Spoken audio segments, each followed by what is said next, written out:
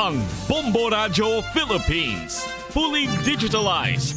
Numero 1 sa balita, komentaryo, drama at serbisyo publiko. Bombo Radio Philippines. Bombo Radio Philippines. Ang inyong #1 at most trusted radio network in the country. Basta Radio Bombo! Oras sa Bombo Radio Iloilo, Philippine Standard Time, 51 minutos na nakaligad sa takna sining alas 11. Welcome sa pagpalagad sa Bombo Hanay Sod to Drizio FM Bombo Radio Iloilo, ang flagship station sa the #1 most trusted radio network kinakadrang Bombo Radio Philippines. Adlaw kita karon sang Martes, Hulyo 9, tuig 2024. Sa gihapon, inimula gani mo ang kurban, Bombo Chama Blanco Hoover. Sa mga nagapuna dalaguan karon nga mga balita, Iloilo City Councilor Eli Estante nakabatsyag balasang diskontinto. Ini matapos nga ginuton ang pagpangusisa na tuhoy sa kung sino ang tagiyasang balay kung sa diin nadakpan ang 17 ka mga Chinese national. Sa kaangot nga balita, Iloilo City Councilor Sedfrey Cabaluna nagpathag nga nag-remind lang sa konseho sa subjudice rule kag wala ginponggan si Councilor Eli Estante. Dugang pa nga mga balita kag impormasyon, housing unit sa National Housing Authority sa Lawan Antique masaming ginabaha drainage project sa DPWH. Ginasaligan nga mo ang mangin na solusyon. Suspect sa pagpangaut-patay sa foreman sa Barangay Benedicto Haro, posible naghalin sa sulod sa barracks. Palarong pambansa update sa duwa ka mga atleta para sa palarong pambansa 2024 nangin positibo sa dengue hemorrhagic fever. Muni madalakuan mga balita, issues kay impormasyon may sentro karon sa aton sining pagpangalagad sa gihapon diri sa palatuntunan Bombo Hanay sa Udto. Sa mga kabombo naton gali, no? Another round sa price increase or price hike sa bahin karon sa aton siniyang gatong sa aton sining mga kabombo ginakabi karon isa ka big time oil price hike ang ginpatuman subong iyang adlaw sa aton sining mga taga Palabati. Another naman sining iyang balakon karon para sa aton sining mga motorista. Ang gasolina diri Banwa ang mayara sa pagsaka karon sa 1 peso and 60 centavos, ang diesel 60 centavos kag ang kerosene 55 centavos sa aton sining mga kabombo madumduman, no? Nga ikatatlo na ining sud-sud sining semana nga may pagsaka sang kaso sang produktong petrolyo. Ati sa aton sining mga kabumbo, masakit-sakit karon ni para sa mga motorista naton ang another round sa pagsaka sa presyo sa gatong. Sa iban pa nga mga talupang doon karon nga mga balita, gusto mo ba mangin instant milyonaryo? No, paano subong gani maga instant millionaire man? Ti taya kas luto galing kay tuman man kabudlay, no? Magdaog kay mapili ka sa anom sini ka numero. Kung aton lang sini pailig-iligan man yan sa paminsaro naton adtong mga nagkalinabo previously, iti mahamba ka kabudlay magdaog bumbutsam kung way katukilala sa PCSO Pero aring pinakapos nga pamagyo, hindi man tama kadako pero ti isa siling blayang milyon. Kung gusto mo mangin instant millionaire, kag kung mayara ikaw sang ideya kung sa diin nagapanago ining pugante nga si Pastor Apollo C. Kibuloy, pwede gid ikaw makapanugid sa aton sining otoridad. Kag kung mangin positibo ini Banwa sa aton sining mga kauturan ati instant millionaire ka na sa karon or gilayon. Ini kasunod man sa pagtanyag ni DILG Secretary Benhur Abalos sang napulo ka milyon ka pesos sa sinuman nga makatudlo, no, or mangin palagyan agod nga madakpan ining wanted karon nga televangelist, no, nga si Pastor Apollo C. Kibuloy, no, maghatag may araman sang another 1 million pesos sa reward sa kung sinong makatudlo sa kundin man nagatiner, nagapanago ang mga kopdanan si Nini Kibuloy, mga tinawo niya nga sanday Crisante Canada, Paulina Canada, Ingrid Canada, Celia Camanes kag Jackie Lee Roy. Ti pilani engineer, pilani Crisante, Pauline, Ingrid, Silvia, Jackie Lee, 15 milyones. Pwede na sa aton sini nga mga kabumbo, no? 15 milyones itudlo mo lang kung di nagapanago ning anom ka mga personalidad sa aton sini nga mga kabumbo. Instant millionaire ka na iya dayon, matudlo mo lang or mahibaluan mo lang or ikaw ang manginliabi sa pagdakop sa sining mga wanted na person. Unang nagpagwa ang Davao Regional Trial Court sa tong Abril 3 sa sining pag-aresto kay Kibuloy. Now, kag saya sining mga subordinates may kantanan sa kaso nga paglapas sa Republic Act 7610 ukon anti-child abuse law, isa ini ka probisyon sa nga sexual abuse sa mga minors kag maltreatment or maltreatment. Kay ang reklamo diri kay Kibuloy, dapat kuno may mga apostolic duty, nag-apostolic duty siya mga minor de edad nga mga matahom sini nga babaye. Nga ginofera ni Kibuloy nga para masalbar ikaw ka makasaka ikaw sa langit dapat kuno pakighilawas ikaw ihalad nimong imo siniya nga adutanon nga lawas sa appointed son of God. Iban sini nga mga balita kag impormasyon inyo bantayan sa baray naton nga pagpangalanga diri sa Bombo Anay sa Udto pagkatapos ang Bombo Network News. Nagalibog ba ang imong ulo kung manog tapos na ang bulan o kung basta due date mo na, nagapahanumdum gid ang financial experts nga dapat bayaran mo sa husto nga tion ang imo nga utang bangod maalam ini nga paagi sa paggastos ang imo kwarta kag may maayo pa nga mga benepisyo. Halimbawa, malikawan ang late fees kag maprioridad ang importante nga mga galastuhan. Dumdumaman nga ang on-time payment history ang makatibong man o kung makapamaayo gid sa imo nga credit score kag mapa-improve ang interest rates. Ini nga pahanumdom ang ginadulong sa imo sang the number 1 and most trusted radio network in the country, Bombo. Ito ang Bombo Radio Philippines. Fully digitalized. Numero 1 sa balita, komentaryo, drama at serbisyo publiko. Bombo Radio Philippines. Bombo Radio Philippines. Ang inyong number 1 at most trusted radio network in the country.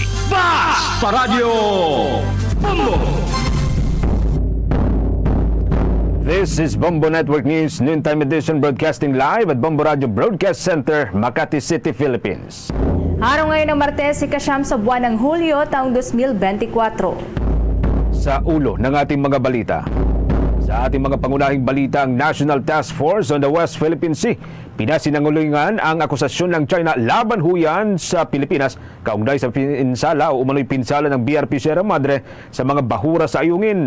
Samantala, ang pinakamalaking conference o kulhuyan sa West Philippine Sea isasagawa naman sa Pilipinas ngayong linggo. Samantala, ang civil nuclear energy deal naman sa pagitan ng Pilipinas at US sinimulan na sa maaari ayon po yan sa US State Department. Dalawang Pinoy na umunoy konektado sa nilusob na Pugo Leisure Resort sa Pampanga nahaharap po sa mga kaso kaugnay sa nadiskubre na illegal na operasyon ng indoor firing range. Si Senator Alan Cayetano naman hinamon ang National People's Coalition na tutok lamang sa issue ukol yan sa new Senate Building Project. Ang National People's Coalition naman nakahanda daw na magsampa ng ethical complaint sa Senado laban kay Cayetano dahil yan sa misleading na sagot nito sa kanilang hamon. Ang anti-kidnapping group patuloy naman ang investigasyon sa kaso na nakitang bangkay ng dalawang dayuhan dyan sa bahagi po ng Camarines Sur. Sa international news naman, ang Hamas nagbabala na masasayang daw ang sinimulan na ceasefire talk dahil yan sa patuloy na pag-atake ng Israel. Abangan din mamaya sa ating sports balita ito hong starting 5 ng Team USA sa men's basketball para huyan sa Paris Olympics. Patuloy pa rin pong palaisipan. Sa palarong pambansa update naman, Presidential Security Group bumisita na rin sa main venue ng palarong pambansa 2024. Ilang oras yan bago ang inaasahang pagdalo ni na Pangulong Bongbong Marcos at Vice President Sara Duterte. At live nationwide via satellite, dumako tayo sa detalye ng ating mga balita. Tinututulan ng Pilipinas ang akusasyon ng China na sinira ng isinadsad na BRP o Barko ng Republika ng Pilipinas Sierra Madre sa Ayungin Shoal, ang coral reef ecosystem sa lugar. Sa halip, itinuro nitong si National Task Force West Philippine Sea spokesperson Jonathan Malaya ang bansang China na napatunayang nagdulot ng pinsala sa mga coral at sumira sa natural habitat at kabuhayan ng libu-libong mangingisdang mga Pilipino. Tinawag din ng opisyal ang akusasyong ito ng mga tinatawag na Chinese experts laban sa Pilipinas na walang katotohanan at paglilihis lamang daw sa naturang issue. Ginawa ng opisyal ang naturang pahayag matapos nga na iulat ng Chinese state-owned media na Global Times nitong araw ng Lunes na natuklasan ng mga Chinese expert umano na nagdulot ng pinsala sa coral reef o sa mga bahura doon po sa may Ayungin Shoal ang kinakalawang na BRP Sierra Madre at maging ang polusyon mula ho sa mga basura at dumi, pasintabi po sa ating mga nanananghalian, mula ho sa mga personal na nakaistasyon sa barko base umano sa kanilang isinagawa na mga scientific analysis. Subalit sa panig ng Pilipinas naman, sinabi nitong si Malaya na nakakalap din ang Pilipinas ng mga ebidensya na nagpapakita na responsable ang China sa labis na pinsala sa mga bahura sa may Baho de Masinloc. Kasama na po dyan ang iba pang mga bahura katulad po ng Rizal Reef, itong Skoda Shoal, Sabina Shoal, maging ang Pag-asa K1, Pag-asa K2 at ang Pag-asa KT o K3 na pawang nasa ilalim po ng Exclusive Economic Zone ng Pilipinas. Lubha din anyang nakasira sa marine environment sa West Philippine Sea ang kumpulan at illegal fishing activities nitong mga Chinese maritime militia sa nasabing mga karagatan. Sa huli, nagbabala ang tagapagsalita ng National Task Force on the West Philippine Sea sa publiko at sa international community laban huyan sa pagsisikap daw ng China na magpakalat ng mga peking balita o mga fake news at maling impormasyon laban sa Pilipinas kasabay ho ng panawagan para sa isang independent marine scientific assessment dunyan sa West Philippine Sea. Kaugnay po ng balitang ito, nakatakda namang mag-usap-usap ang mga matataas na opisyal ng pamalaan at mga ambassador at mga experts sa pinakamalaking West Philippine Sea Conference of 2024.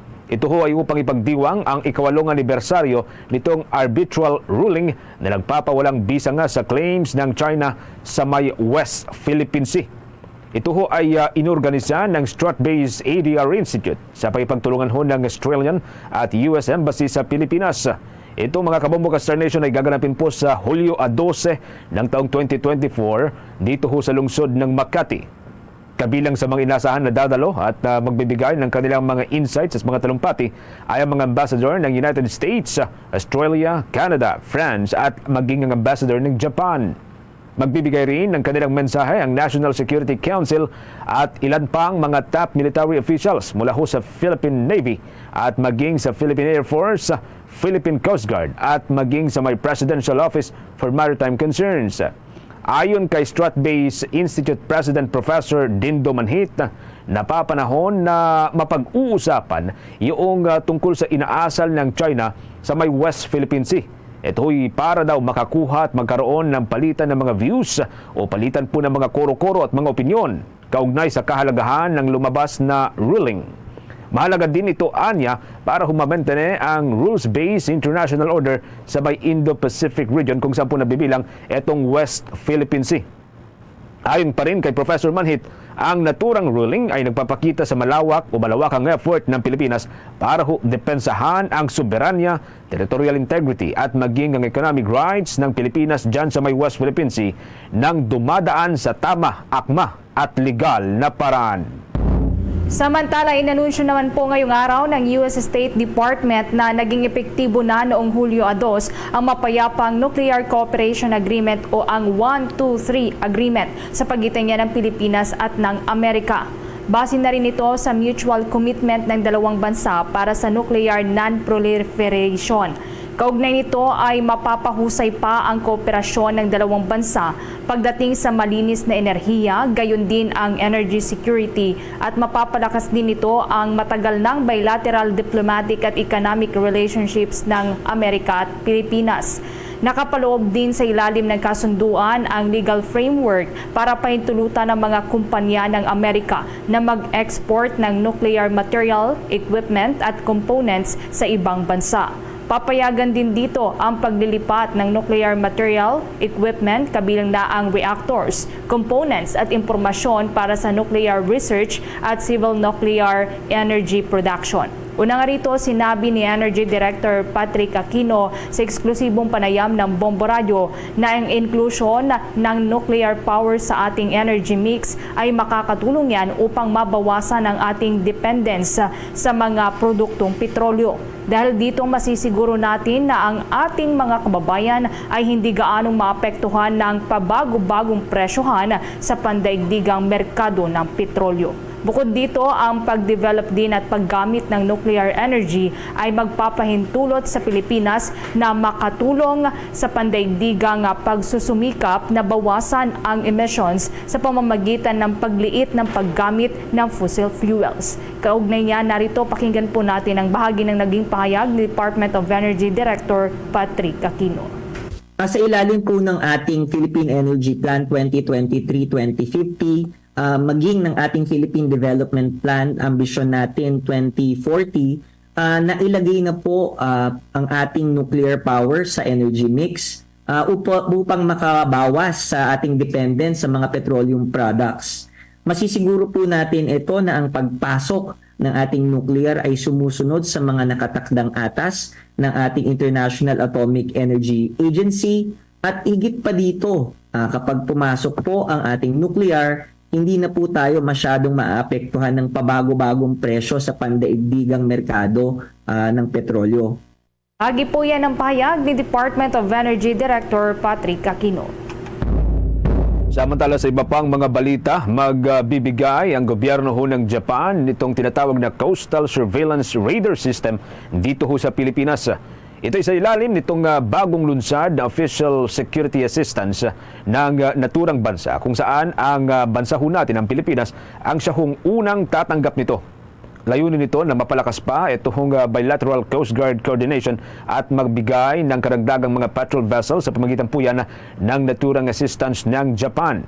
Inanunsyo po ang naturang plano sa working lunch sa pagitan po ni na Philippine Foreign Secretary Enrique Manalo at Japanese Foreign Minister Yoko Kamikawa. Kasunod po yan ng naunahong paglagdas sa Reciprocal Access Agreement sa pagitan po ng Pilipinas at ng Japan na nagsilbing witness ho dito mismo si Pangulong Ferdinand Marcos Jr. Samantala, wala pong pagkakaiba raw ang nilagdaan na Philippine-Japan Reciprocal Access Agreement na ito na nilagdaan nga ho kahapon ng Pilipinas at ng Japan doon sa tinatawag na Visiting Forces Agreement. Kasama po dito ang United States at maging ang Australia.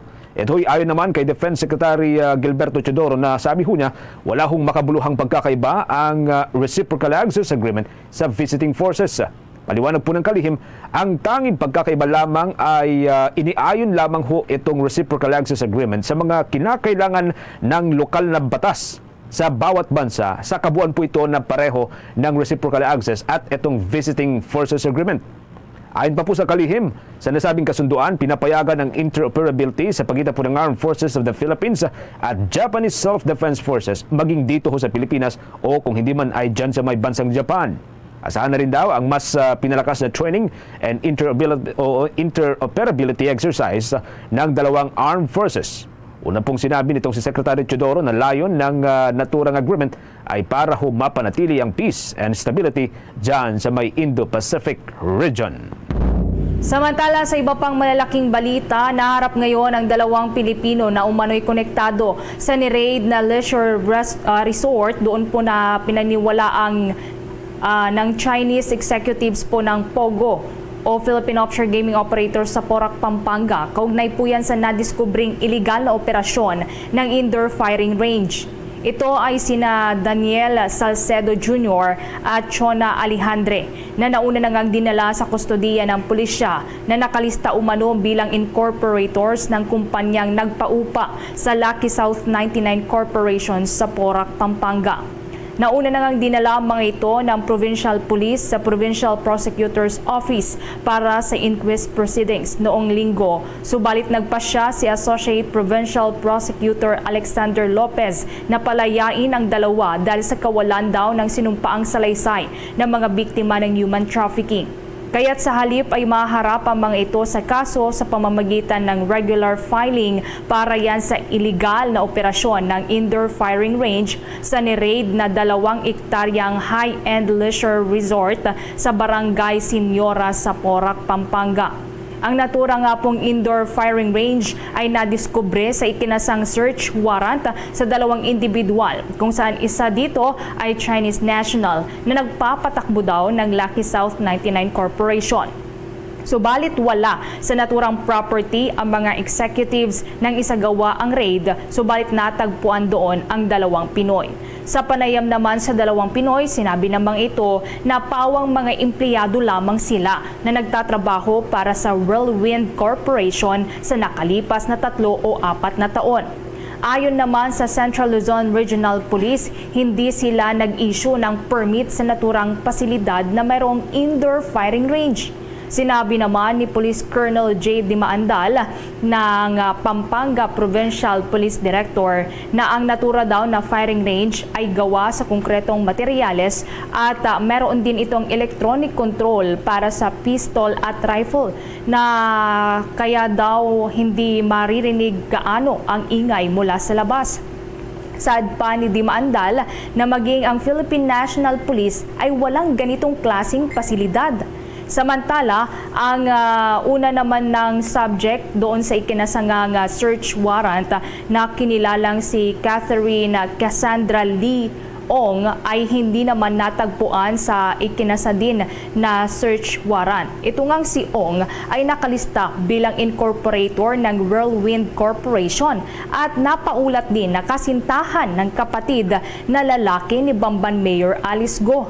Ang ikalawa namang subject ng search warrant na kinilalang si Jerica Pagco Manaloto ay nagtungo naman kay Pampanga Governor Dennis Pineda kahapon para humingi na ng tulong para linisin ang kanyang pangalan. Sinabi naman ni Manaloto na hindi na niya pag-aari ang 2.5 na ektaryang property ng Whirlwind noon pa yang 2019. Samantala, pinayuhan naman siya ng gobernador na magsumite ng kanyang affidavit at true copy ng deed of sale ng naturang property. 15 minuto makalipas ang alas 12 ng katanghalian.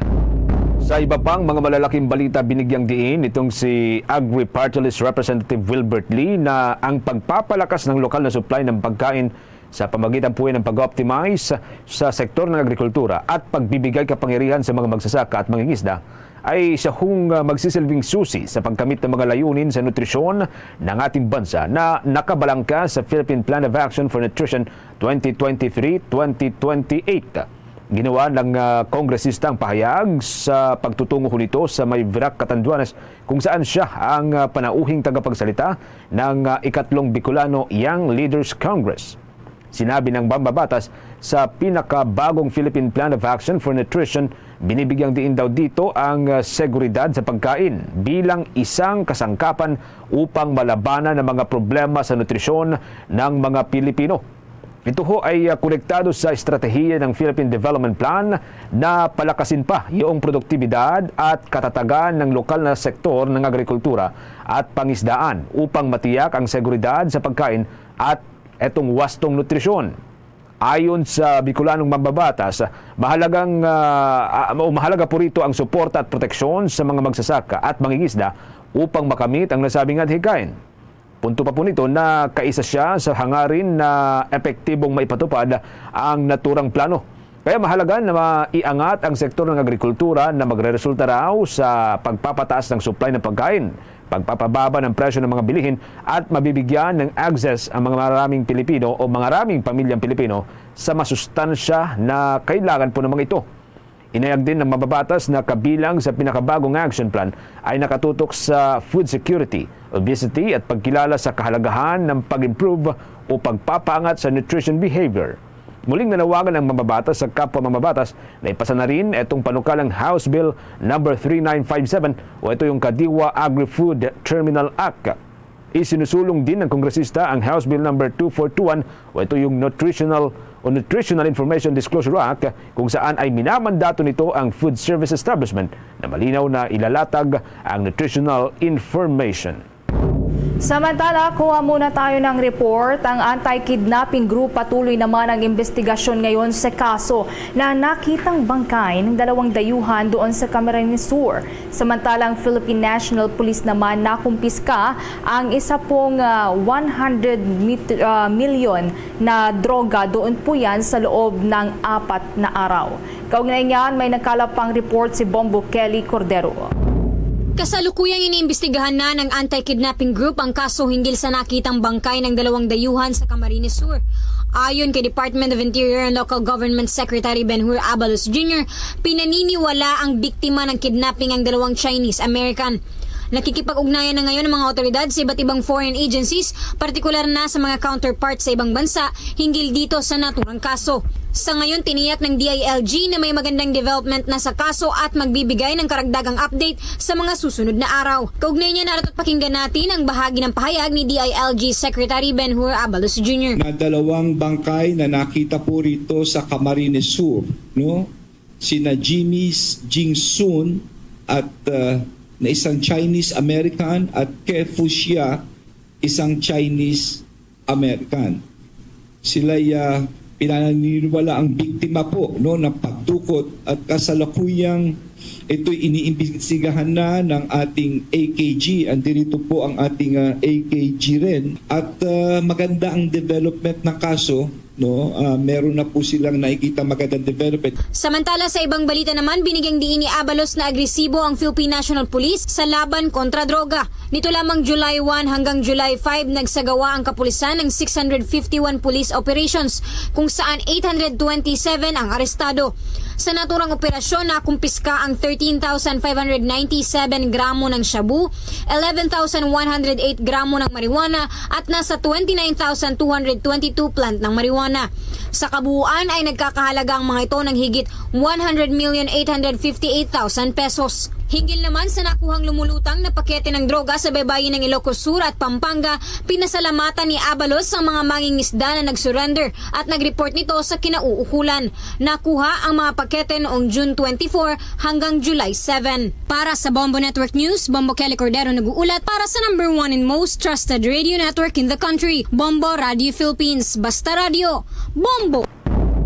Meron na ho tayong 20 minutes makalipas ang alas 12 ng katangharian. Sa iba pang mga malalaking balita, nakipagkasundo ang Department of Agriculture sa pinakamalaking fertilizer manufacturer doon po sa may bansang Vietnam para sa pagsusupply ng sapat na pataba para ho sa mga magsasaka ng Pilipinas. Ito ay kasunod na rin ng naging pagbisita ng Department of Agriculture sa pangunahuyan nitong si Secretary Francisco T. Laurel Jr. sa naturang bansa at personal na binisita ang Bin Dien Fertilizer Joint Stock Company, ang leading producer ng pataba doon sa naturang bansa. Bahagi ng naturang kasunduan ay ang pagpasok sa maayos at tuloy-tuloy na distribusyon ng mga abono sa Pilipinas. Kasama na rito ang posibilidad ng paglilipat doon sa tinatawag na teknolohiyang ginagamit sa paggamit o paggawa ng mga pataba. Ang naturang teknolohiya ay magbibigay daan para yan sa posibilidad ng pagtatayo nitong malalaking manufacturing plant sa Pilipinas. Ayon pa rin kay Secretary Laurel Jr., makikinabang ng husto ang bansa sa naturang kasunduan dahil na rin dito sa advanced technology na ginagamit ng kumpanya na maaari pong makuha o kung hindi man ay mapag-aralan ng Pilipinas. Malawakan niya iyong kadalubhasaan ng naturang manufacturer sa paggawa ng mga pataba at iba pang mga salik sa pagsasaka o mga agrikultura na maaari pong gamitin ng mga magsasaka ng ating bansa. Ayon pa sa kalihim, ang ginawang pagbisita sa Vietnam ay alinsunod o bahagi na rin ng pagtugon ng Department of Agriculture sa pagnanais ng Administrasyong Marcos na mapataas ang lokal na produksyon ng iba't ibang mga agricultural commodities sa Pilipinas. Sa kasalukuyan mga kabumbo Star Nation, eto hong Vietnam ay isa sa mga pangunahing nagsusupply ng malaking bulto ng bigas o volume ng bigas sa Pilipinas. Taon-taon, umaangkat po ang Pilipinas ng daan-daang libong tonelada o metriko tonelada ng bigas mula sa bansang Vietnam. Pinag-aaralan naman na ng Department of Agriculture ang pagpapalawak pa sa bagong lunsad na Bigas 29 sa iba pang lugar dito sa Pilipinas. Ang naturangang programa ay inilunsad lamang nitong nakalipas na linggo kung saan ay makakabili ang mga mahihirap na sektor maging sa mga senior citizen, person with disabilities at mga solo parents ng bigas sa halagang 29 pesos kada kilo. At limitado ito ng hanggang 10 kilo sa isang buwan. Ayon kay Agriculture Spokesperson Assistant Secretary Arnel de Mesa, malapit nang buksan ng Department of Agriculture ang iba pang mga outlet kung saan ay ibebenta ang murang bigas. Sa kasalukuyan anya ay kinakailangan na lamang umanong ayusin ang ilang mga tuntunin na susundin sa ilalim nito bago ang tuluyang pagbubukas pa sa ibang mga lugar.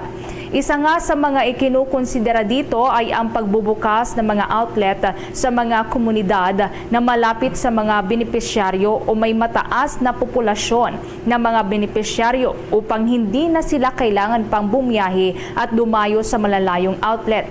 Ayon kay De Mesa, maaari daw na ilunsad na ang naturang programa sa Visayas at Mindanao sa susunod na buwan ng Agosto.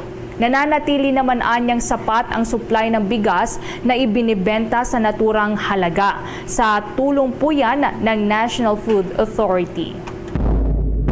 Sa iba pang mga balita, inasahan na lalo pang lalakas itong kampanya ng gobyerno ng Pilipinas kontra sa climate change kasabay huyan ng panibagong pagpasok ng $13.5 billion na pondo mula sa mga development partners ng Pilipinas. Batay sa datos ng Department of Environment and Natural Resources, ang Climate Action Initiative ng pamahalaan ay sinusuportahan ng hanggang sa 31 development partners mula sa iba't ibang mga sektor. Ito ho ay bumubuo ng hanggang sa 94 o 74 na mga proyekto kung saan ay 23 rito ay pinupunduhan ng loan o utang at siyang bumubuo ng 96% sa $13.5 billion na pondo ho rito. Kabilang sa mga sektor na ipinukos ang mga proyekto ay ang transportasyon, pagsasaka, waste and industrial process at maging sa energy sector. Sa ilalim na lamang po ng transport sector, ang mga proyekto rito ay mayroon ng hanggang sa $11.79 billion na pondo at ginagamit sa 21 o 21 mga proyekto, 19 rito ay nagpapatuloy na habang 2 ay sisimulan pa lamang. Meron namang $81 million na grant para huyan sa agriculture sector na sumusuporta sa livelihood ng mga magsasaka o kabuhayan ng mga magsasaka at pagpapapasok ng smart agriculture technology. Sa ilalim po ng waste and industrial process sector, mayroong mahigit sa $20 million na pondo na ginugugol po rito. Ilan sa mga development partners ng Pilipinas, particular na nitong ahensyang Department of Environment and Natural Resources, ay ang Japan International Cooperation Agency, ang United States Agency for International Development, ang European Union, maging ang United Nations Development Program and World Food Program at kasama rin po dyan ang World Bank at iba pang malalaking mga organisasyon. Pumasok naman sa kasunduan ng Pilipinas at South Korea na nagbibigay daan para yan sa pagpasok at pagbibiyahe ng mas marami pang mga pasahero mula sa dalawang bansa. Una nga rito ay nagsagawa ng dialogo ang dalawang bansa para pag-usapan ito. Naging matagumpay naman ang naturang pag-uusap daan upang tuluyan ng permahan ang kasunduan. Sa ilalim nito, nagkasundo ang dalawa na lawakan pa ang kasalukuyang 20,000 na weekly seat mula Manila patungong South Korea at vice versa at gawin itong 30,000 kada linggo.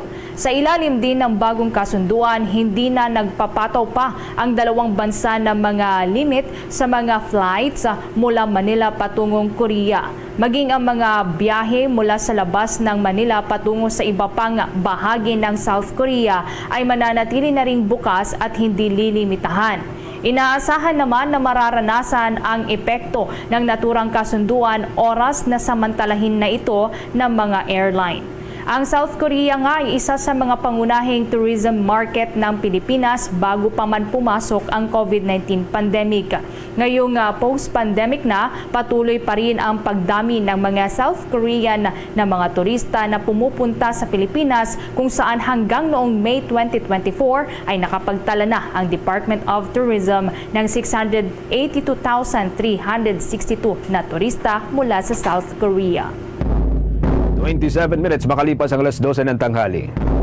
Sa iba pang mga balita, hinatasan nitong si Office of Civil Defense Administrator Undersecretary Ariel Nepomuceno ang mga regional directors nito na mahigpit na makipag-ugnayan sa mga stakeholders para huyan sa epektibong disaster risk reduction and management. Sa isang mensahe, sinabi nitong si Undersecretary Nepomuceno na kailangang pangunahan ng mga regional office at mga regional director ang pakipag-partner at pakipag-usap sa mga grupo, mga ahensya ng pamahalaan at mga lokal na pamahalaan at bumuo ng mga partnership agreement para yan sa mas maayos daw na implementasyon sa mga programa ukol sa disaster mitigation. Habang bumubuan niya ng mga partnership, kailangan din daw dito na magawa itong formal o maisa formal yung mga agreements at tiyakin na maging maayos ang implementasyon ng mga proyekto ukol sa pagtugon sa mga kalamidad. Ipinag-utos din ito si Undersecretary Nepomuceno ang pagbuo ng mga specialized and hazard-specific training module para rito. Ang mga naturang module, mga kabombo Castor Nation, ay magagamit daw ng Civil Defense Office at ng Disaster Management Training Institute. Kasabay ho nito ay ipinagdiinan ng pinuno ng Office of Civil Defense ang pangangailangan para ho sa tuloy-tuloy na modernisasyon ng mga gamit o mga kagamitan at mga pasilidad ng Office of Civil Defense para yan sa mas maagap at mas epektibong pagtugon sa iba't ibang mga uri ng kalamidad. Samantala, kuha tayo ng pag-uulat mula dyan sa may Senado. Si Senator Alan Cayetano hinamon ang National Press Club na tutukan lamang sa issue ukol sa new Senate Building Project. Itinanggi naman ng senador na nag-akusa siya sa mga istasyon ng radyo hinggil daw sa scripted na interview. Kaugnayan, may nakalapang report si Bombo JC Galvez. Hinamon ni Senator Alan Peter Cayetano ang National Press Club of the Philippines na eyes on the balls o tutok lamang sa issue. At ito ay ang usapin ng new Senate Building Project at ang pondong ginastos para rito. Ang reaksyon ni Cayetano ay kaugnay na rin sa apela sa kanya ng NPC na pangalanan ang sinasabi nitong 10 istasyon ng radyo na nagsasagawa ng mga scripted interviews. Ayon kay Cayetano, dapat manawagan din ng NPC kay Binay na ilabas ang tunay na bilang o halaga ng ipinagawang new Senate Building. Maaari niyang mag-imbestigang NPC kung saan si Binay ang dating chairman ng Committee on Accounts at pagkatapos nito, saka siya papanagutin ng NPC. Itinatanggi rin ni Cayetano na nag-aakusa siya sa mga istasyon ng radyo at nilinaw na ang inaakusahan ay si Binay na anya'y bukod sa nagmamarites ay nagtutulak ng maling naratibo sa mga interviews at tinitwist o binabaluktot ang kanyang mga sinasabi. Sana manawagan din yung NPC kay Senator Nancy na ilabas ang mga tamang numero at tutukan ito. Kasi pwedeng NPC can have both. They can have investigation where Senator Nancy is cooperative as former chair, where she's held accountable for the good or bad that she's done during her time. And then you hold me accountable later on. Samantala, nakahanda naman ang NPC na magsampa ng ethical complaint laban kay Cayetano dahil sa misleading na tugon nito sa kanilang hamon na pangalanan niya ang ginawang aligasyon nito na 10 istasyon ng radyo ang nagsasagawa ng scripted interviews. Sa isang pahayag, sinabi ni NPC President Lionel Abasola na pinag-aaralan na ngayon ng bagong nabuong legal team ng club ang posibilidad na magsampa ng sarili nitong mga reklamo laban sa mambabata sa Senate Ethics Committee. Giit ni Abasola, bigong nasagot ni Cayetano ang hiling ng NPC na linawin ang binanggit nito sa pagdinig habang nirerepaso ang ipinapatayong bagong gusali ng Senado. Sa hamon ni Cayetano, nahimukin din ng NPC si Binay na ibunyag ang tunay na numero o halaga sa new Senate Building. Sinabi ni Abasola na ang NPC, tulad na lamang ng mga Pilipino, ay nagnanais ng katotohanan hinggil sa new Senate Building Project. Para sa Bombo Network News, ako si Bombo JC Galvez, nag-uulat para sa #1 and most trusted radio network in the country, Bombo Radio Philippines, Basta Radio. Bombo!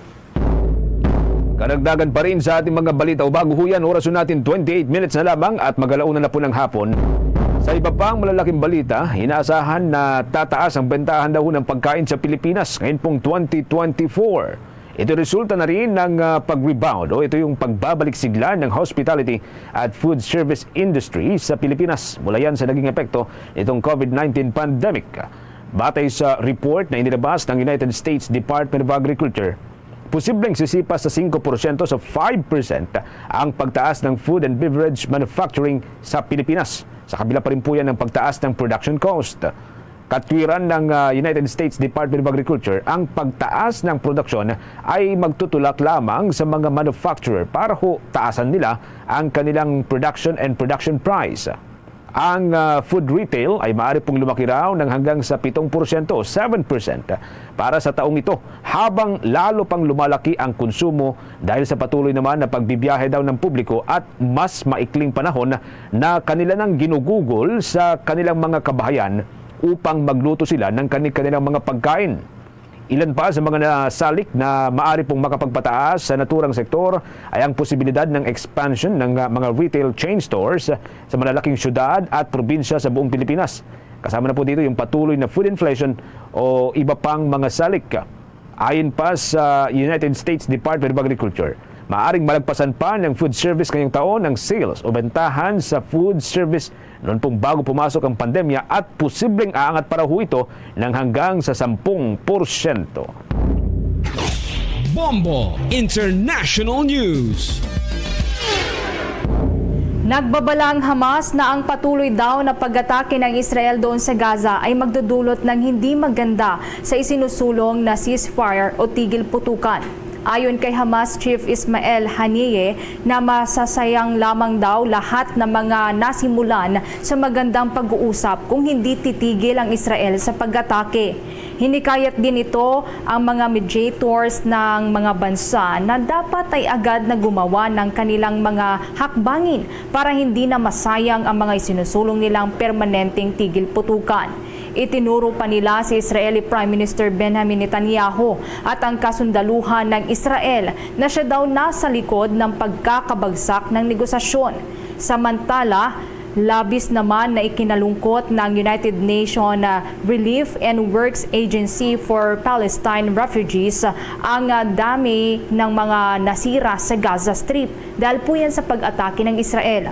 Ayon pa sa grupo na ang mga nasirang gusali ay hindi na daw masukat. Maraming mga paralan kasi at pagamutan at mga infrastruktura ang nasira na. Idinagdag pa nila na mayroong 190 na mga pasilidad ang labis na naapektuhan kung saan nasa 520 na mga Palestino na naroon sa gusali ang nasawi. Sa iba pang balita, sa ibayong dagat, hindi naman po bababa sa 29 ang nasawi sa airstrike ng Russia sa Ukraine nitong araw ng Lunes. Kasama nga sa mga tinamaan ang Kiev Children's Hospital na pinakamalaking children's hospital sa nasabing bansa. Pagbabahagi nga ng inang si Titiana, hindi nila inaasahan na pati daw ang naturang ospital ay magiging target ng missile attacks. Sa ngayon ay nagkukuhamahog na ang rescuers para maisalba ang iba pang mga biktima mula sa napinsalang gusali. Maliban kasi sa halos 30 nasawi, dose-dosena na iba pa ang naitalang sugatan. Bombo Sports News.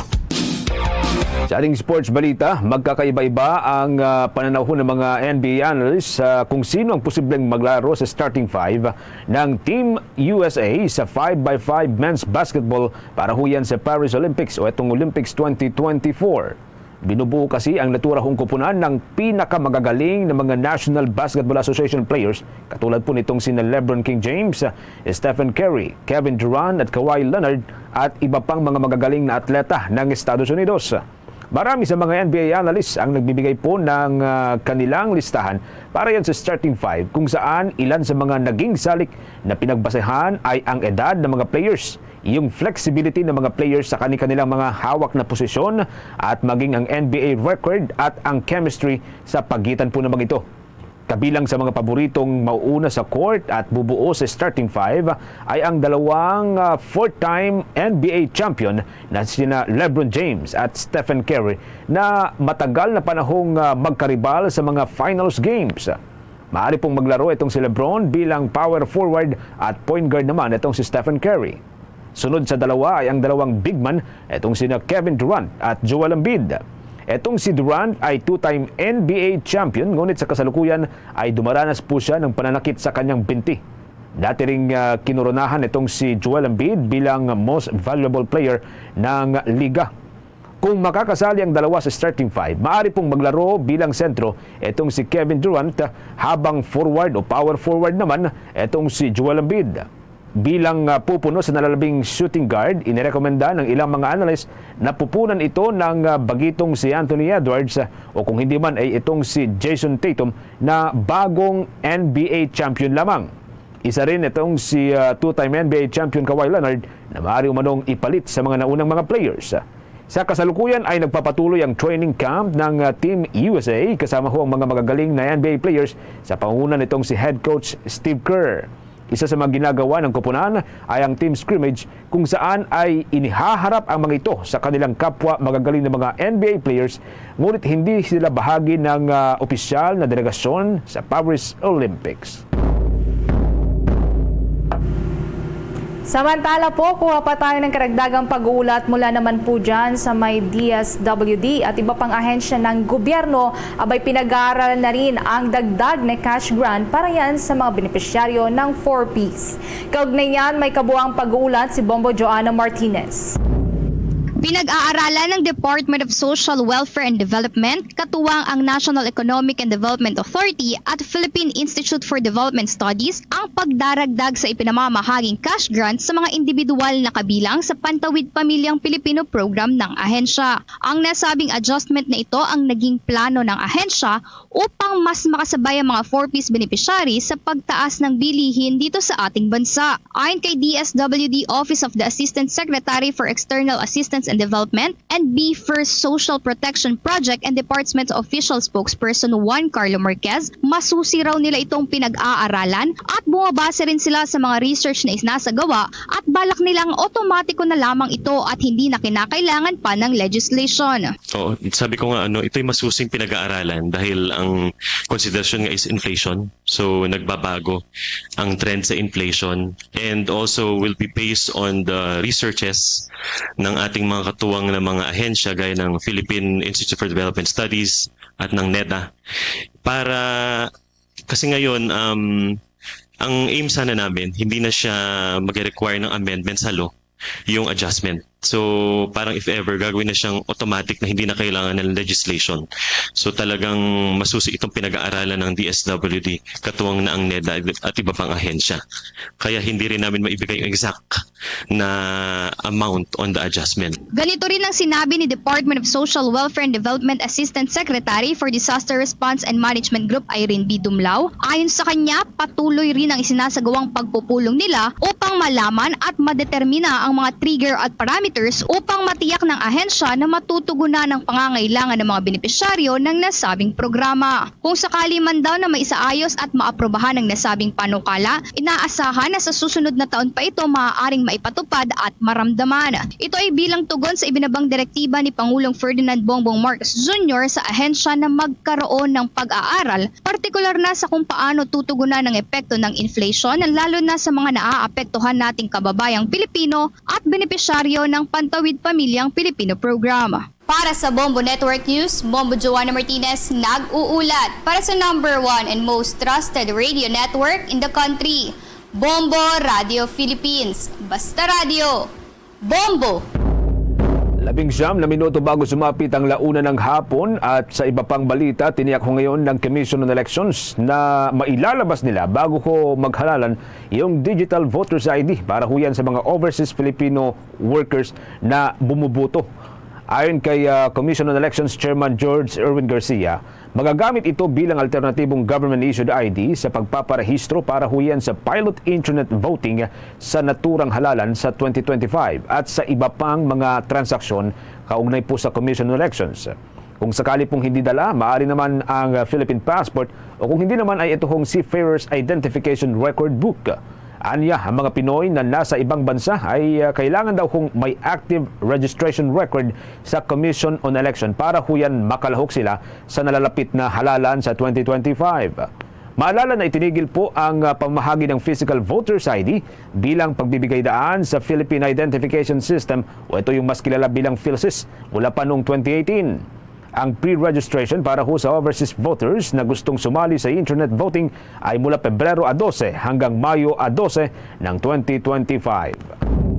Nagbabala naman ang anti-tobacco watchdog na ban toxics sa publiko laban sa mga candy bags na mayroon daw presensya ng lead toxic na binibenta sa Divisoria. Ginawa ng grupo ang naturang pahayag ilang linggo bago nga ang pagsisimula ng pasukan para sa mga pampublikong paaralan sa huling bahagi ng Hulyo.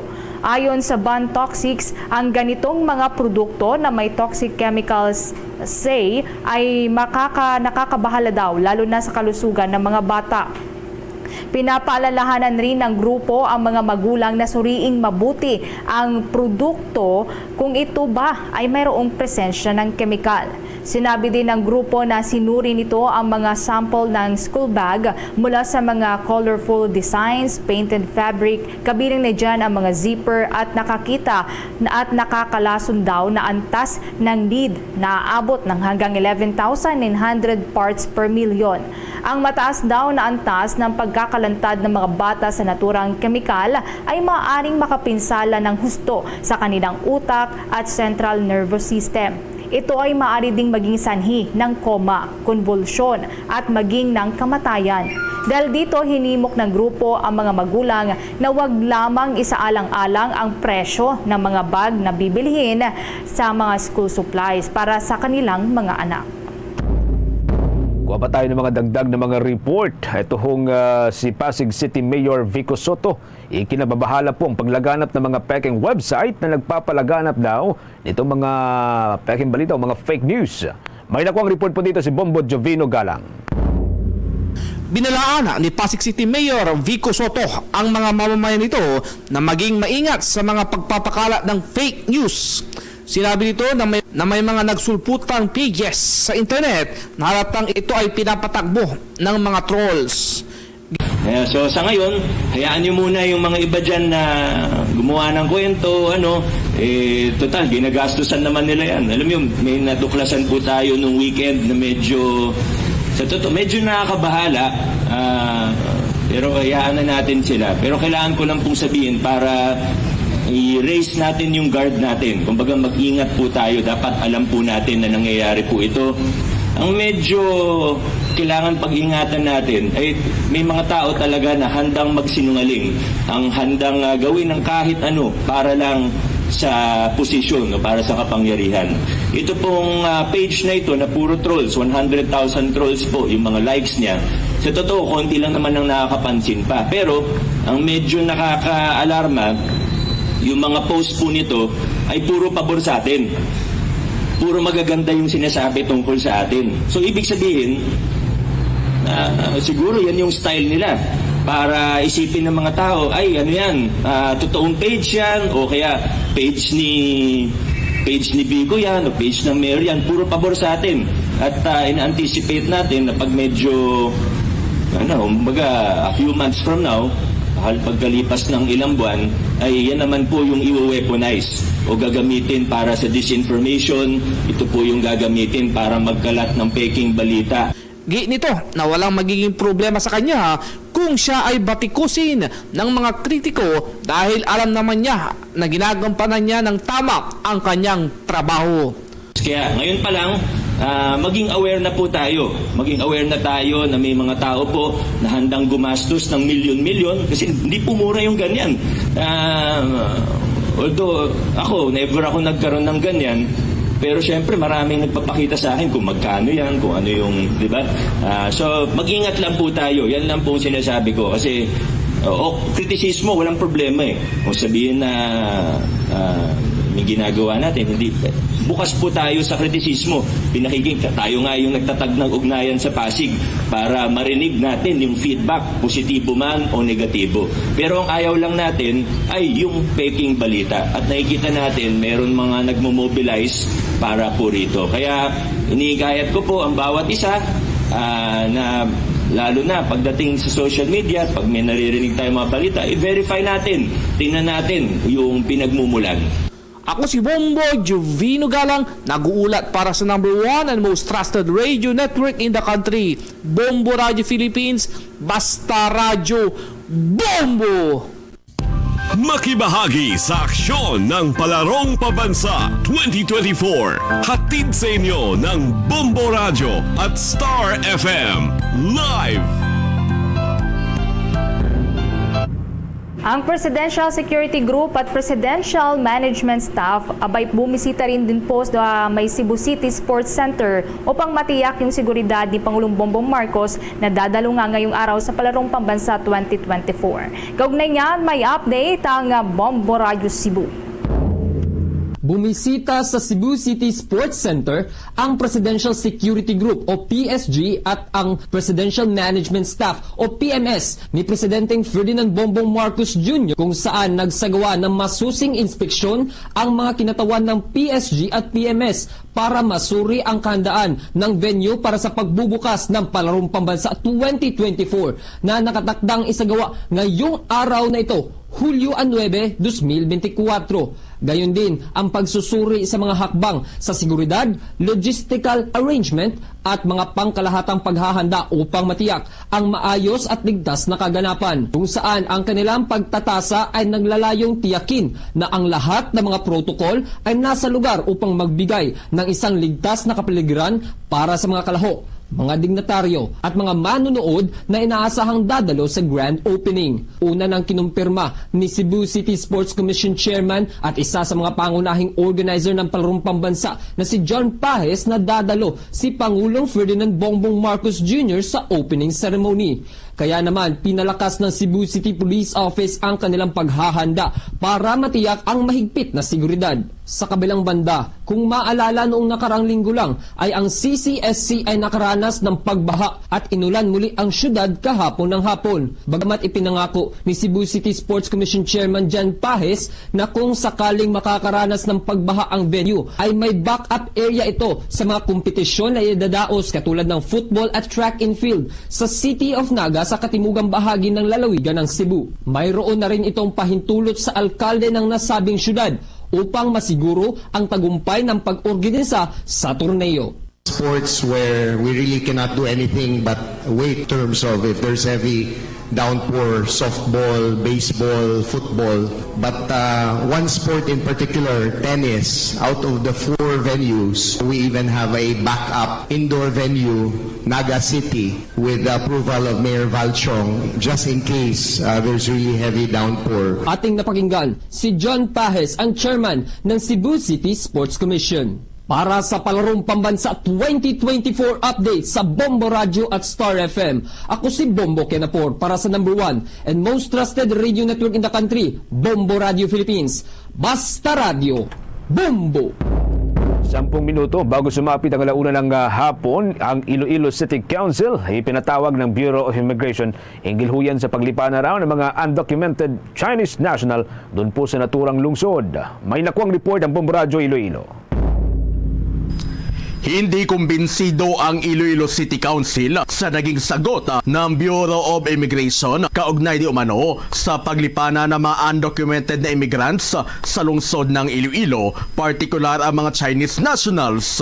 Ito ay kasabay na rin ng isinagawang pagdinig ng Committee of the Whole kaugnay sa mga unregulated activities ng Philippine Offshore Gaming Operators o POGO kagaya ng gambling at human trafficking. Sa panayam ng Bombo Radio Iloilo kay Iloilo City Councilor Atty. Romel Daron, chairman ng Committee on Games and Amusements sa Konseho, sinabi nito na dismayado siya dahil walang maipakitang data ang Bureau of Immigration sa sa bilang ng mga illegal immigrants sa lungsod. Anya, nakatanggap ito ng report kung saan karamihan di umano sa mga naninirahan sa mga exclusive subdivision sa lungsod ay mga Chinese o foreigners. Ayon kay Daron, idinahila ng ahensya na kailangan pa umano ng formal complaint laban sa mga illegal immigrants bago sila makapagbigay ng data. Naniniwala naman ang konsehal na nagpapatuloy ang mga illegal umano na aktibidad ng mga undocumented immigrants sa lungsod. Ito ay sa kabila na rin ng payag ng pulisya na wala umanong nangyayaring illegal na aktibidad na kinasasangkutan ng mga illegal immigrants. Magsasagawa naman anya ng closed-door meeting ang konseho kasama ang ahensya at si Iloilo City Mayor Jerry Treñas.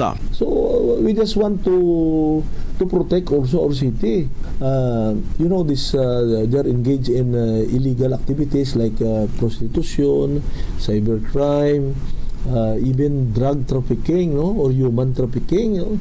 And we want to know from the immigration what is really the status here of how many foreigners are living here because tourists they are only allowed to stay for 1 month if you are a tourist, and if you are a tourist you cannot engage in you cannot be gainfully employed.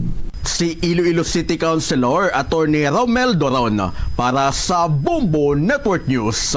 Ito si Bombo Chris John Etchanova Lusada para sa number 1 and most trusted radio network in the country, Bombo Radio Philippines. Basta Radio, Bombo! Bombo Police Report. Po tayong detalye hinggil doon sa 34 anyos na lalaking nasawi habang sinusubukan daw na isalba ang 8 taong gulang na batang kasamahan na namamangka doon sa ilog po sa syudad ng San Carlos. Kaugnay niyan, kuha tayo ng update sa pag-uulat ng Bombo Radio Dagupan. Wala nang buhay ng matagpuan ng mga otoridad ang nalunod na isang lalaki sa lungsod ng San Carlos dito sa lalawigan ng Pangasinan. Sa panayam ng Bombo Radyo Dagupan kay Police Lieutenant Kenley Mendoza, Public Information Officer ng San Carlos City Police Station, kinilala nito ang biktima na si Romnick Lazaga Vilda, 34 anyos at residente ng Barangay Kitagan sa bayan ng Urbistondo. Aniya na lumalabas sa kanilang investigasyon na nagtungo ang biktima kasama ang 8 itong mga kamag-anak na pare-parehong residente na Barangay Gilio sa lungsod ng San Carlos upang mamangka sa ilog at mangisda sa nasabing lugar. Ngunit habang nasa gitna sila ng ilog at nangingisda ay bigla na lamang tumaob ang sinasakyan nilang bangka na gawa sa kawayan. Bagamat naisalba nito ang iba niyang mga kasamahan na pawang lahat ay mga bata, pagbalik sa Pampang ay nalunod ang biktima dahilan naman upang masawi ito. Bago na-recover ang katawan ng biktima ay naipaulat munang nawawala ito kasunod ng kanyang pagkalunod. Dagdag pa ni Police Lieutenant Mendoza ay malakas ang agos ng tubig sa ilog nang mangyari ang insidente at dahil puro mga bata ang kasama ng biktima ay wala ring magawa ang mga ito kundi kumapit at humingi ng tulong mula sa mga otoridad. Dagdag pa ni Police Lieutenant Mendoza ay malakas ang agos ng tubig sa ilog nang mangyari ang insidente at dahil puro mga bata ang kasama ng biktima ay wala ring nagawa ang mga ito kundi lumapit at humingi ng tulong sa mga otoridad. Malalim din area ang tubig sa ilog at ang sinasakyang balsa ng biktima at mga kasamahan nito ay may kapasidad lamang para sa 4 na katao. Matanda na si Romnick Lazaga Vilda, ginawa niya po ang lahat ng kanyang makakaya para maisalba ang 8 na kanyang mga kasamang kabataan. Para sa Bombo Network News, mula rito sa Bombo Radyo Dagupan, Bombo Myra Resida nag-uulat para sa number 1 and most trusted radio network in the country, Bombo Radio Philippines. Basta Radio. Bombo! Samantala naman, ang Catholic Bishop Conference of the Philippines nidistansya daw na makipag-investment partners sa mga kumpanya na responsable sa pagsira ng kalikasan. Kaugnay niyan, may nakalap pang report ang Bombo Radio Cagayan de Oro. Handa umano'y atras ng Catholic Bishops' Conference of the Philippines o CBCP ang kanilang ipinasok na investments sa mga pribadong kumpanya at financial institution na mapatunayang nasa likod ng malawakang pagsira ng inang kalikasan ng bansa. Ito ang kabilang sa mga binanggit na pasado na resolusyon na napagsang-ayunan ng mga arsobispo na dumalo sa 128th CBCP Plenary Assembly sa Cagayan de Oro City noong nakarang linggo. Sa pagharap ni CBCP President at Caloocan City, Archbishop Pablo David Didi, napato na ito sa una nila na Integral Ecology Commitment na bahagi ang simbahan na magbigay proteksyon sa kapaligiran laban sa lahat ng environmental destructive activities. Ito ang dahilan na hinamon ng CBCP Bishops ang kanilang mga sarili na patunayan ang nakasaad sa resolusyon na putulin na ang kanilang munay kasangkutan sa tinawag na investment hanggang taong 2025 maliban sa pagdistansya sa mga kumpanya na maaaring dahilan pagsira ng kalikasan ay naipasa rin ang resolusyon na pinagbawalan ang lahat ng mga obispo na tumanggap ng anumang mga donasyong pera mula sa financial institutions at mga kumpanya. We have resolved to stand by our commitment as a Conference of Bishops to divest from financial institutions that are involved in businesses that are destructive to the environment, such as extractive mining and anti-life industries, and we gave ourselves time frame 2025. We have resolved to stand by our earlier commitment not to accept donations from individuals and companies involved in businesses that are destructive to the environment, like the ones I mentioned a while ago. Mula Bombo Radyo Cagayan de Oro, Bombo Junel Ukat para sa number 1 at most trusted radio network in the country, Bombo Radio Philippines, Bas Radio, Bombo! Mga kabumbog Caster Nation, bago po ang ating Orasyo Emperata ay naiso namin kayong imbitahan muli o anyayahan na maliban po sa Bombo Radio Philippines News Center Makati, maaari din po ninyong matunghayaan ang ating pong 31 na mga fully digitalized AM at mga FM station. Yan po ay sa pamamagitan ng ating mga iba't ibang social media accounts. Meron po tayong Facebook page na pwede po ninyong i-follow and i-like. Pwede rin po sa pamamagitan ng TikTok account. Maging sa YouTube channel na pwede po kayong mag-follow at mag-subscribe. At pwede rin po ang Bombo mobile apps. Ito ho ay pwede pong ma-download sa pamamagitan po ng Google App Store o kung hindi naman, pwede rin po ang Apple App Store. Para ho sa karagdagan pang mga balita at iba pang mga mahalagang impormasyon, tutok lamang sa atin pong mga istasyon sa probinsya. Katulad po dito ho sa Luzon, mga kabumbo, pwede po ninyong i-follow at panoorin ang ating pong mga live videos at mga programa sa pamamagitan po ng Bombo Radio Kawayan dyan sa may Cagayan Valley, ang Dagupan o Bombo Radio Dagupan dyan sa may Ilocos Region, ang Bombo Radio Baguio para ho sa mga taga-riyan sa may Cordillera at ang Bombo Radio Legazpi para ho dyan sa may Region 5. Diyan din po sa may Cagayan Valley, maaari yung tutukan ang Bombo Radio Tugigaraw, habang sa Ilocos Region, nariyan naman po ang Bombo Radio Lawag, Bombo Radio Vigan at Bombo Radio La Union. Habang sa Bicol Region, nariyan naman po ang Bombo Radio Naga. Mga kabombo Caster Nation, bago tayo magtapos, inaanyayahan po namin kayong samahan kaming manalangin ng Orasyo Emperata in time of grave tension in the West Philippine Sea.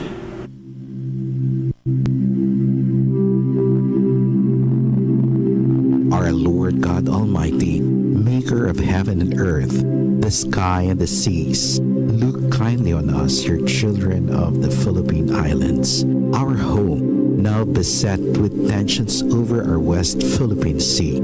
We pray to you for peace over the part of our islands and waters. We pray that questions over it may be resolved through justice and respect for people's rights. We pray that no harm be done to our marine creatures and habitat. We pray that our fellow Filipinos protecting our islands and seas be kept from natural and man-made disasters. Loving God, you are a wonderful Creator, our generous provider of good things. Send your Holy Spirit of wisdom and understanding to our leaders that they resolve this crisis with courage and the spirit of dialogue.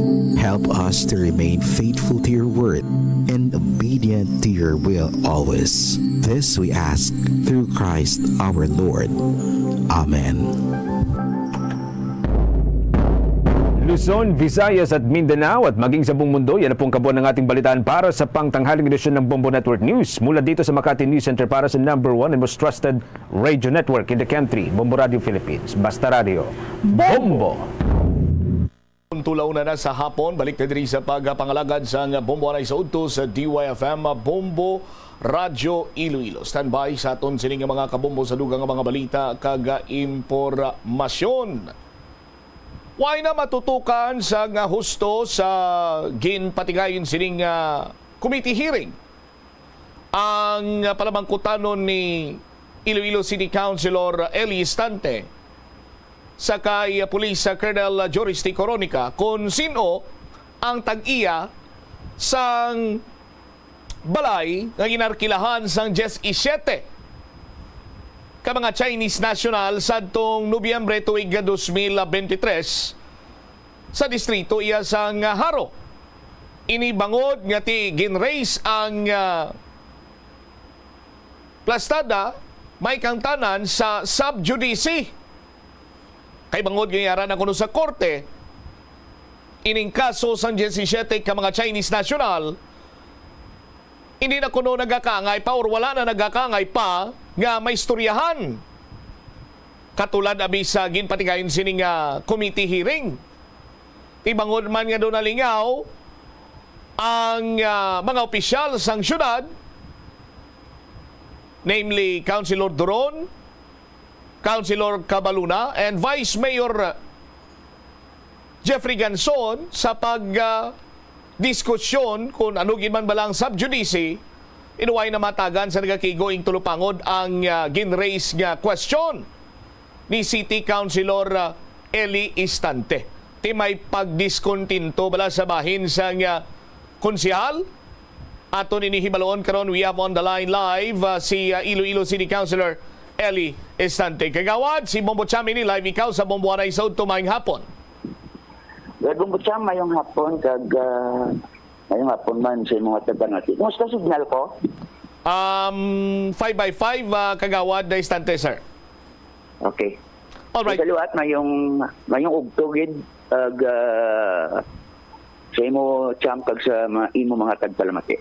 Alright, kagawad, nagtawag kami sa imo kay Luyang naton mahibaluan direktamente sa imo ang imo sinikaron iyang pahayag man natuhoy sa sining pag-raise nimo sa palamangkutanon sa kay Police Colonel Joris T. Coronica sa ginpatigayon sini iyang committee hearing kagapon, no? Namangkot ikaw sa kung sino ang tag-iya sa balay nga ginrentahan sa 17 ka mga Chinese national kag sandig man gani sa video footage nga kuha sa Bombo Radio do wala adto mahatagan gid sa nagakigo nga tulupangod Councilor Istante, sir. Yes, mutyang kahapon nagimo kami isa ka investigation and aid of legislation sa privilege speech ni Honorable Romel Doron sa pag-investigar sa mga illegal aliens diri sa bahin sang siyudad sang Iloilo. After naging present ang tanan ng mga resource person, then ang presiding officer, si Vice Mayor Jeffrey Ganson, ang una naging pamangkot ni Vice Mayor Jeffrey Ganson kung anong updates ng kaso sa 17 tanan ka mga Chinese nationals na nagakpan sa itong nagligad niya tuig sa isa ka area diri sa siyudad sang Iloilo. So tapos, ginsabat ni Colonel Coronica, and at the same time, guro, daw hasta lang itong pamangkot ni Vice Mayor I thought yan nga pwede naka-question, no? So pamangkot ko kay nag-raise ko kag nagpamangkot. Una, ang ginpamangkot ko amo ang paano na build up ang ila intelligence which led to the arrest of 17 undocumented Chinese. So, ginsabat ni Colonel Coronica, din ma-follow up ako, kote kay sinong tag-iya ng balay. Well, nag-raise ang point of order si Honorable Kagawad Cedric Baluna. So, ang iyaguro to guide us, kay since ang kaso, ara na sa korte, nag-raise So ito brother, nga kung pwede, subjudice, no? Subjudice ang pila ka mga pangangkot naton. And at the same time, nagambal ko nga ti subjudice, singko ti way man ko yagatandog sa merito sang kaso. Ang in-plaster ko lang is the fact, no? Na sino ang tag-iya sa balay. Dito nag-raise sa question, sige na ang istorya, hasta nag-plaster man si Kagawad Gumildoron, ngati ang kaso anak nas korte. Well, base subjudice kita sa korte kay may mga rason din pahayag.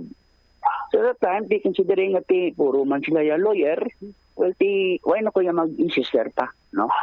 Mag-insister pa, istoryana lang ni Kagawad ganiyang, ko sa legislative inquiry sang Senate Congress sa lower house, why Manila na sapak ang subjudice rule, no? Kaya una best ang ila, they are there to perform their duty and at the same time to pass a legislation with which nakuha sa mga resource person angot sa sining Kalanabo, Subong. Then nag-research si Kagawad Yang, nakatuon siya kung anong exception. May exception dito. Basta tandugon mong public interest, pwede ginaya ma-raise yung question. Pero why na ko yan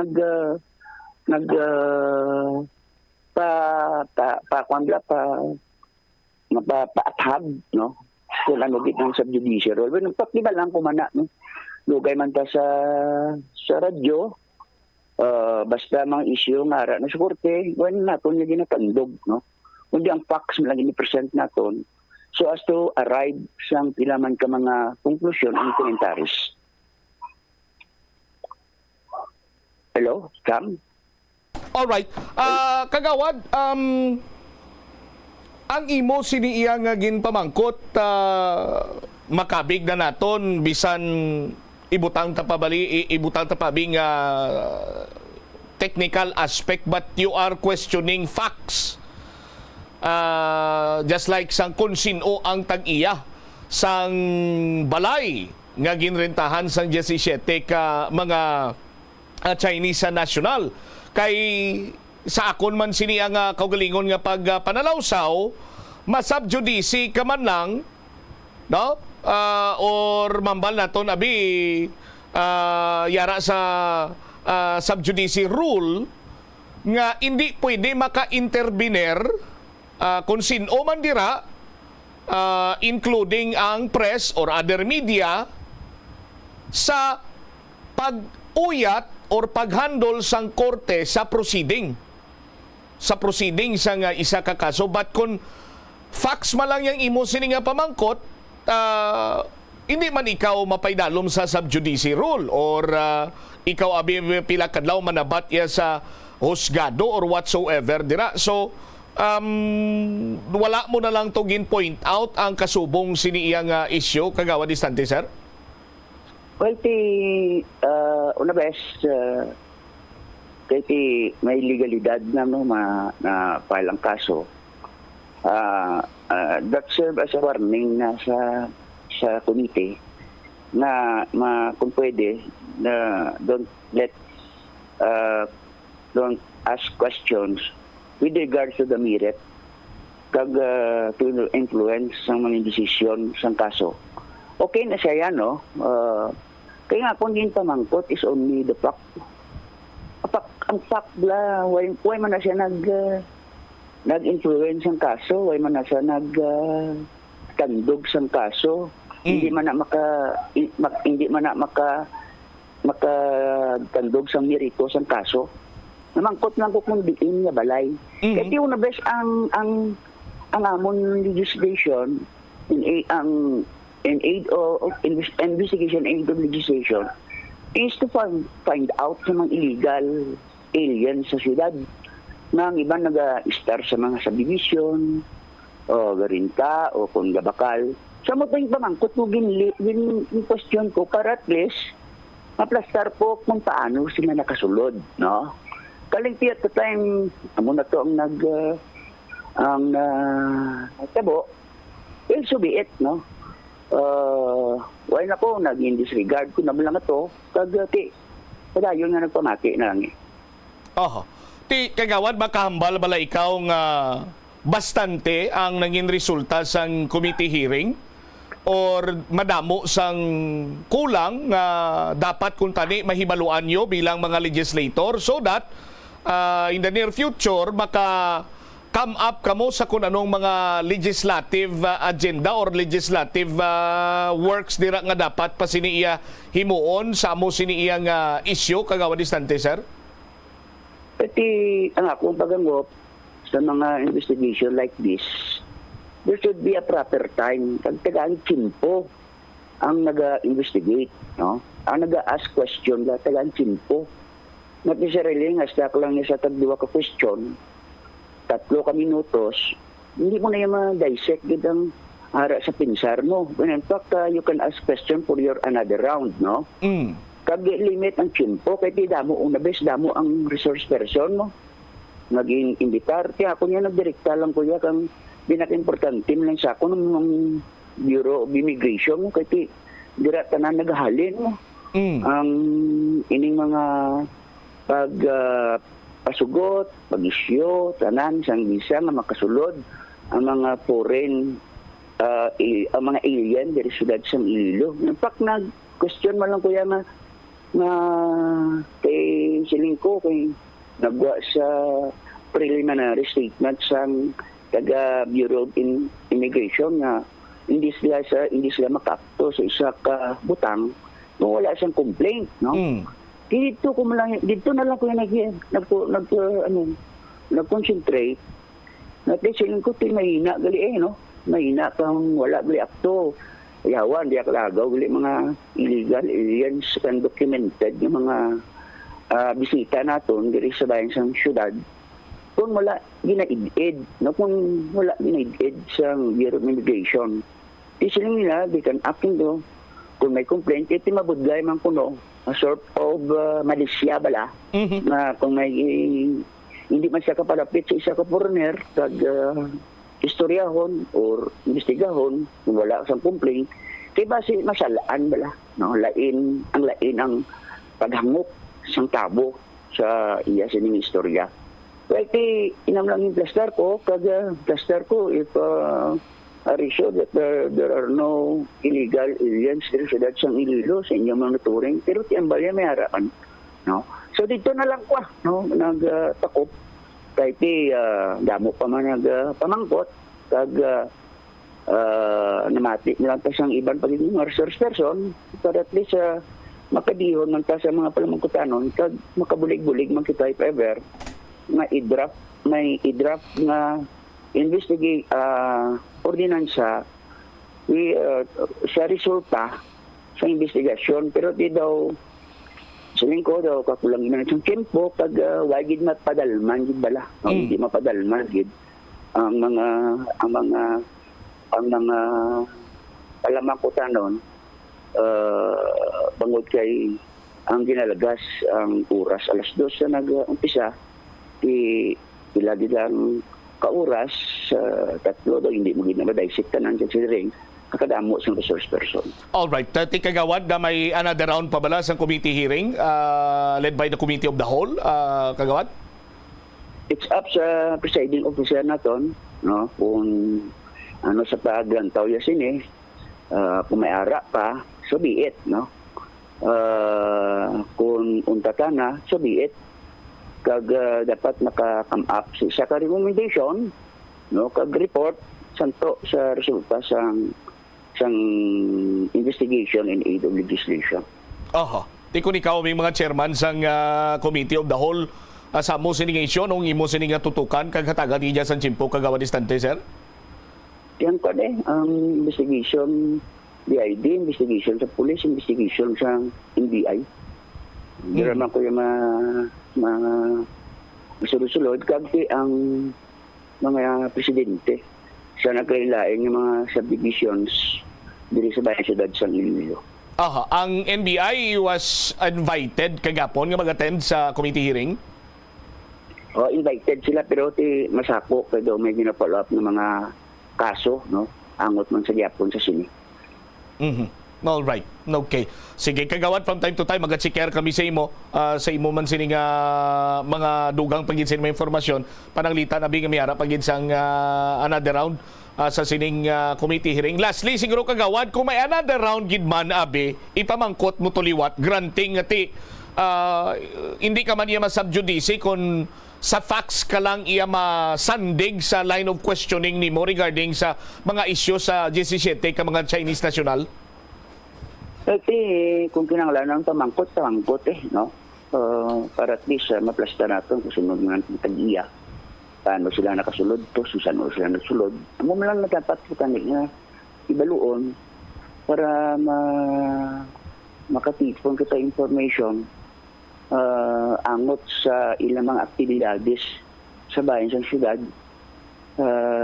para at least makahatag man ka alarma sa pila pagin naton sa mga kuturan.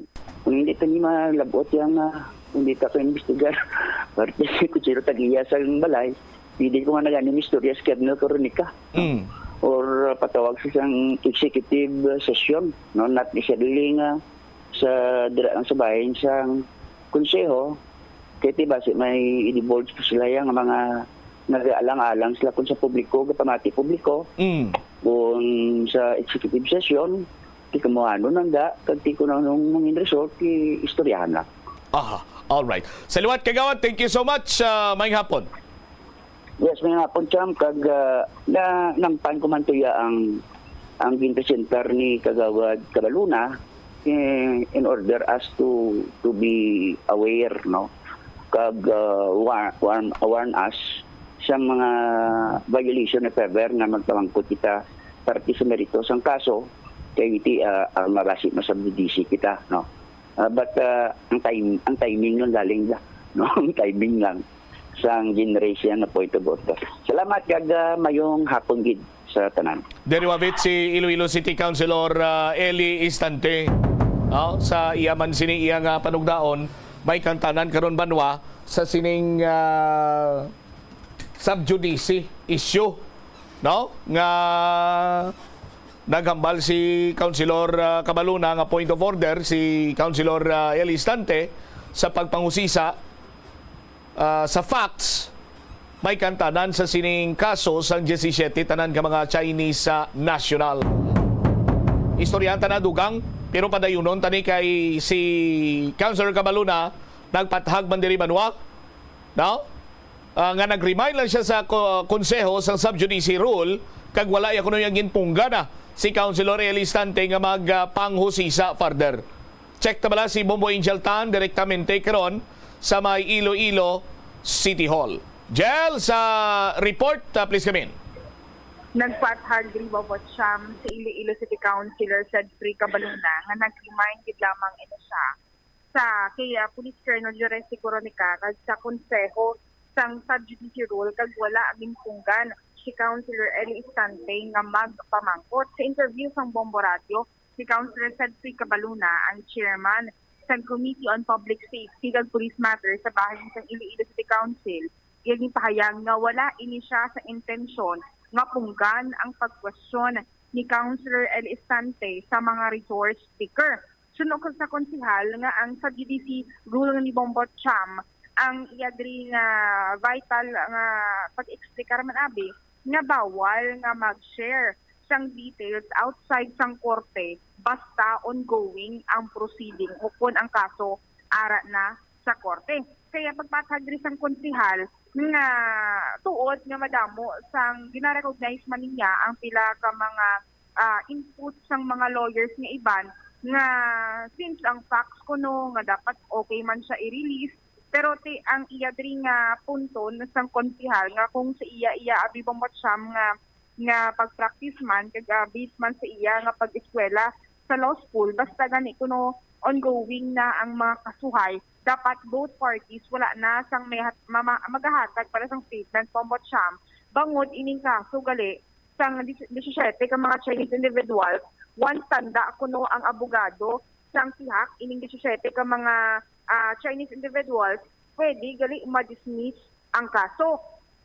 Once ma-recognize ang abogado, abi nga ni statement si Police Colonel Jureste Coronica nga pwede nila magamit sa kasuhay, pwede nila na ma-raise as a concern nga ma-dismiss na lang ang kaso. Kung ang sa pagigri ka punto, Bombot Cham, nga ang sa bahil sang konsihal, nga ining natabo nga nagbanagid siya, nagpahanumdum lang gid siya, nga wala man siya sa intention nga ano man pa.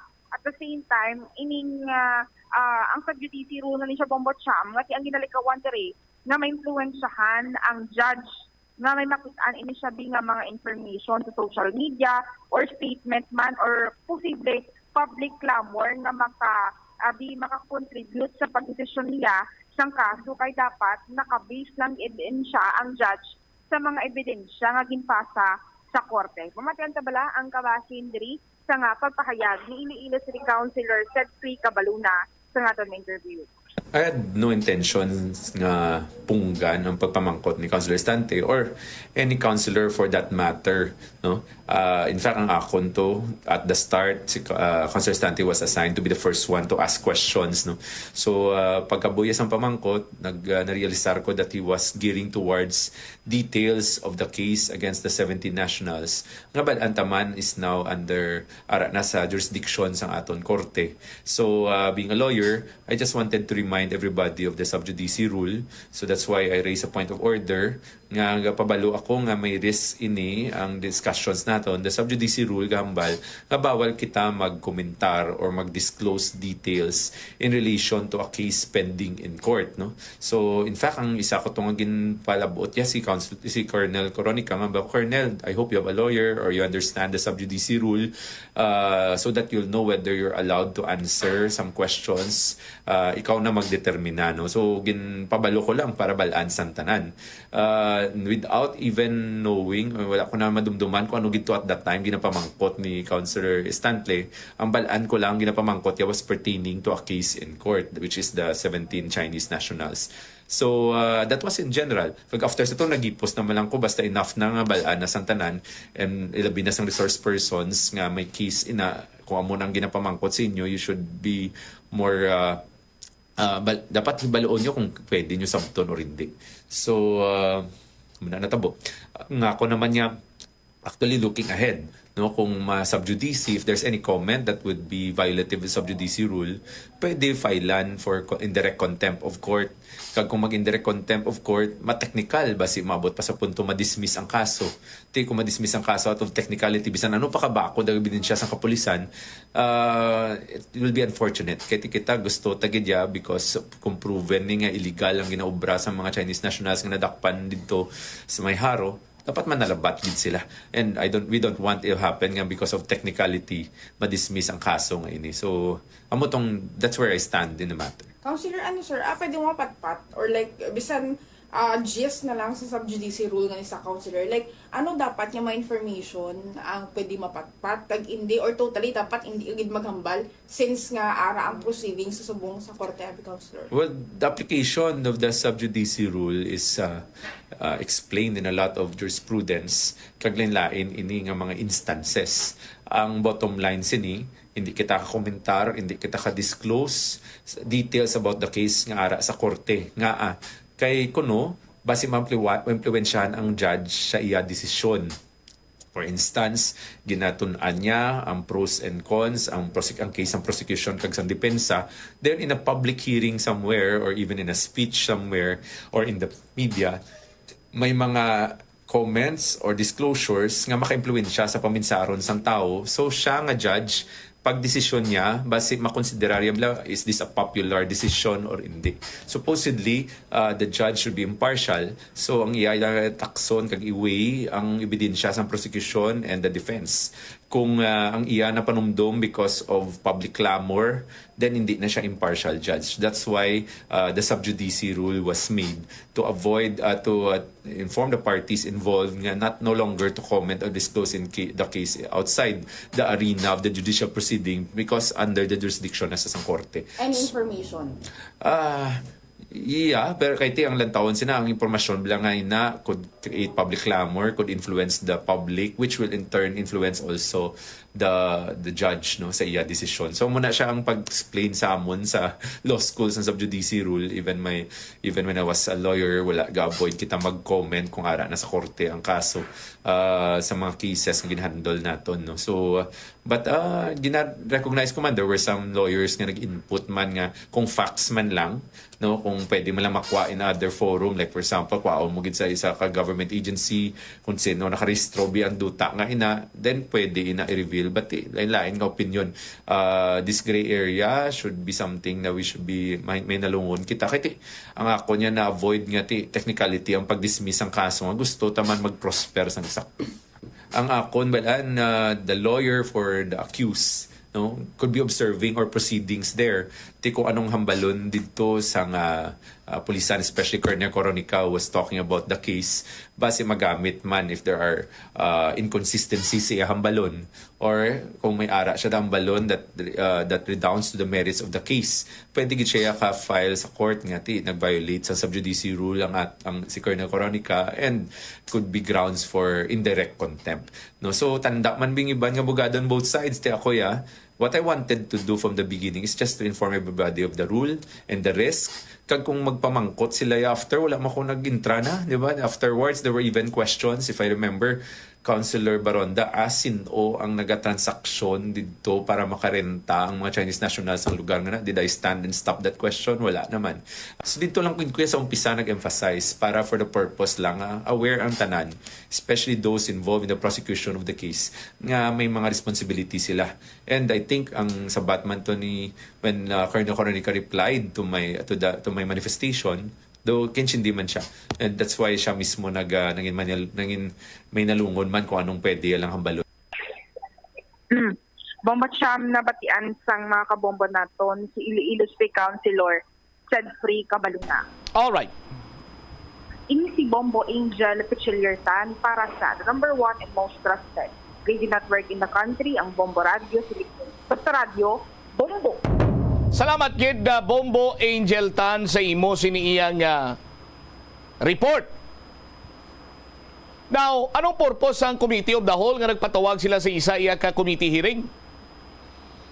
Ang purpose is that nga matapos sa tong privilege speech ni City Councilor Romel Duron nga hatagan sa nagakigo sini nga pagtamod ang pagdamo sa numero sa mga foreign national, particularmente mga Chinese national nga ridri sa syudad sang Iloilo, konektado man sa statement ni Mayor Jerry Treñas sa pronouncement niya, konektado man sa sining ginpagwa nga statement. As a matter of fact, may ara pa sang sulat si Congresswoman Jam Baronda sa talatapan ni DOJ Secretary Crispin Boying Rimulya. No? Gintumod man tong mga subdivision nga nahamtang diri sa palibot sa syudad sa Iloilo, ginpatawag ini sila. Damo gani nga mga konsyal ang absente. No? Ang wala makatambong. But nagtambong ang mga resource person kag ila sini nga ginplastar sa aton sini nga mga kabumbo. Gimplastar nila nga ti why man sila yasang illegal sini nga ginahimo, so on and so forth. Ti diri kun tani sa aton sinimatag palamati ma-highlight sa kun ano ang nagakadapat nga himuon naton to prevent sa pagsulod sa mga foreign national, mga undocumented, mga illegal alien, particularly Chinese national. But unfortunately sa aton sini nga mga kabombo nangin, kung hindi man circus, nangin basketball ang natabo. Kay si Bureau of Immigration ay sini nga payag, hindi man sila kuno makakto mo kung wala sang reklamo. Naong punto sinadri banwa mo sini nga maakto ka pa nga may reklamo or mahulat ka pa sang reklamo kag amo iyang imo sini nga pag-akto. Nga kon prevention ang aton sini nga himuon sa aton sinimatag palamati, nagakadapat may mga hugot na dira nga mga pamaagi agod pa siguraduhon nga ang nagapadulong diri sa aton lugar, partikularmente diri sa syudad sa Iloilo, mga dokumentado tanan nga mga foreign national kag ina katungdanan trabaho sang Bureau of Immigration. Tiyang balilayan, di man sila makakto mo. At unless nga may reklamo, kag kinanglan nila sang bulig sang pulis. Si pulis naman niya, within the bounds ang ila siniiyang nga responsibilidad, no? Nga ginhatag sa ila sang aton sini nga gobyerno, tini sila ang willing man nga mag-provide sang police assistance kung may mga pagadakpo na or may mga i-reprimand nga mga suspected illegal alien or mga wala na makapaka-renew sang ila siniya nga mga nagakaigo nga dokumento kag nagpadayon pa sa pagtiner diri sa syudad sa Iloilo. Isa siguro sa ma-share ko, of which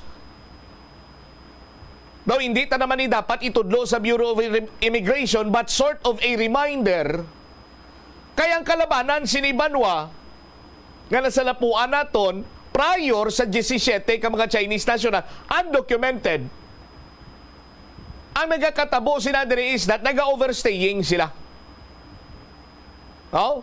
Ginapanugutan lang sila maximum of 1 month nga magstay sa isa ka lugar, partikularmente diri abi sa syudad sa Iloilo. Pagkatapos sina, ang iba nagaparenew, ang iban siniway nagapanago na lang. Oh?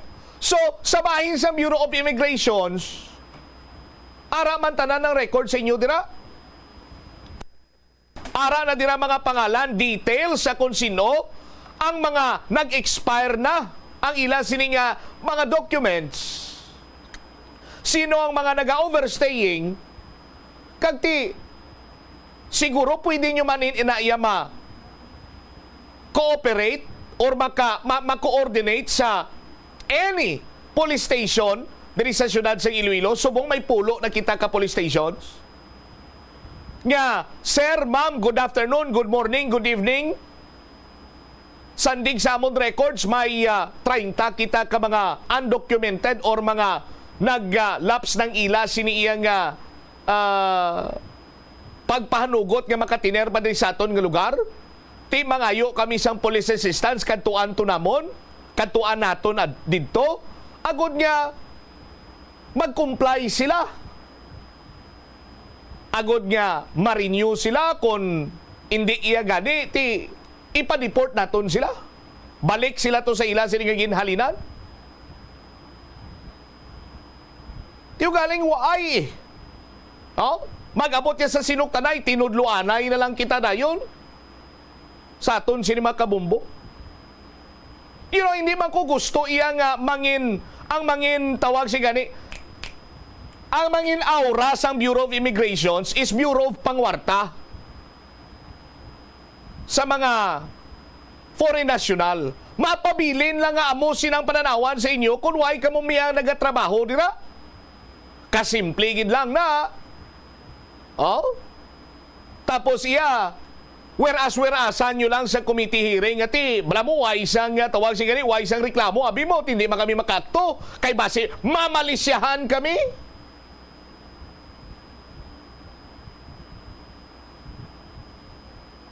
Oh? Next, sa aton sining mga kabumbo, bangod sa sining concern sa pagdamo sa Chinese national, na-highlight na naman ang kaso sa 17 ka mga Chinese national na nadakpan sa distrito iya sa Haro. Sadtong Nobyembre tuig 2023. Now, ang kaso yara na sa korte. No? Isa man sa mga nangin issue na tuhoy sa committee hearing kagapon, amo iyang pahayag ni point of order ni Councilor Cabaluna nga base kuno masubjudice sila or kung sino man dirang tawo nga nagapanghusisa pa iya sa kaso nga yara na sa korte. Ti anong ginimo naton, Mumel? Nagkanto kita sa Google Gin-type naton ang tinaga nga subjudice. Pag-type naton sang tinaga nga subjudice, amo sining nagwa. The rule means that when a legal matter or controversy has come under the jurisdiction of a court, open parenthesis, sub judice, close parenthesis, nobody, including the press and other media, should interfere by publication or public clamor with the court's handling, of the proceeding. With the court's proper handling of the proceeding. Is questioning or asking sang pangalan sang owner sang balay naga-intervener bala sa proper handling sang korte sa sininga kaso?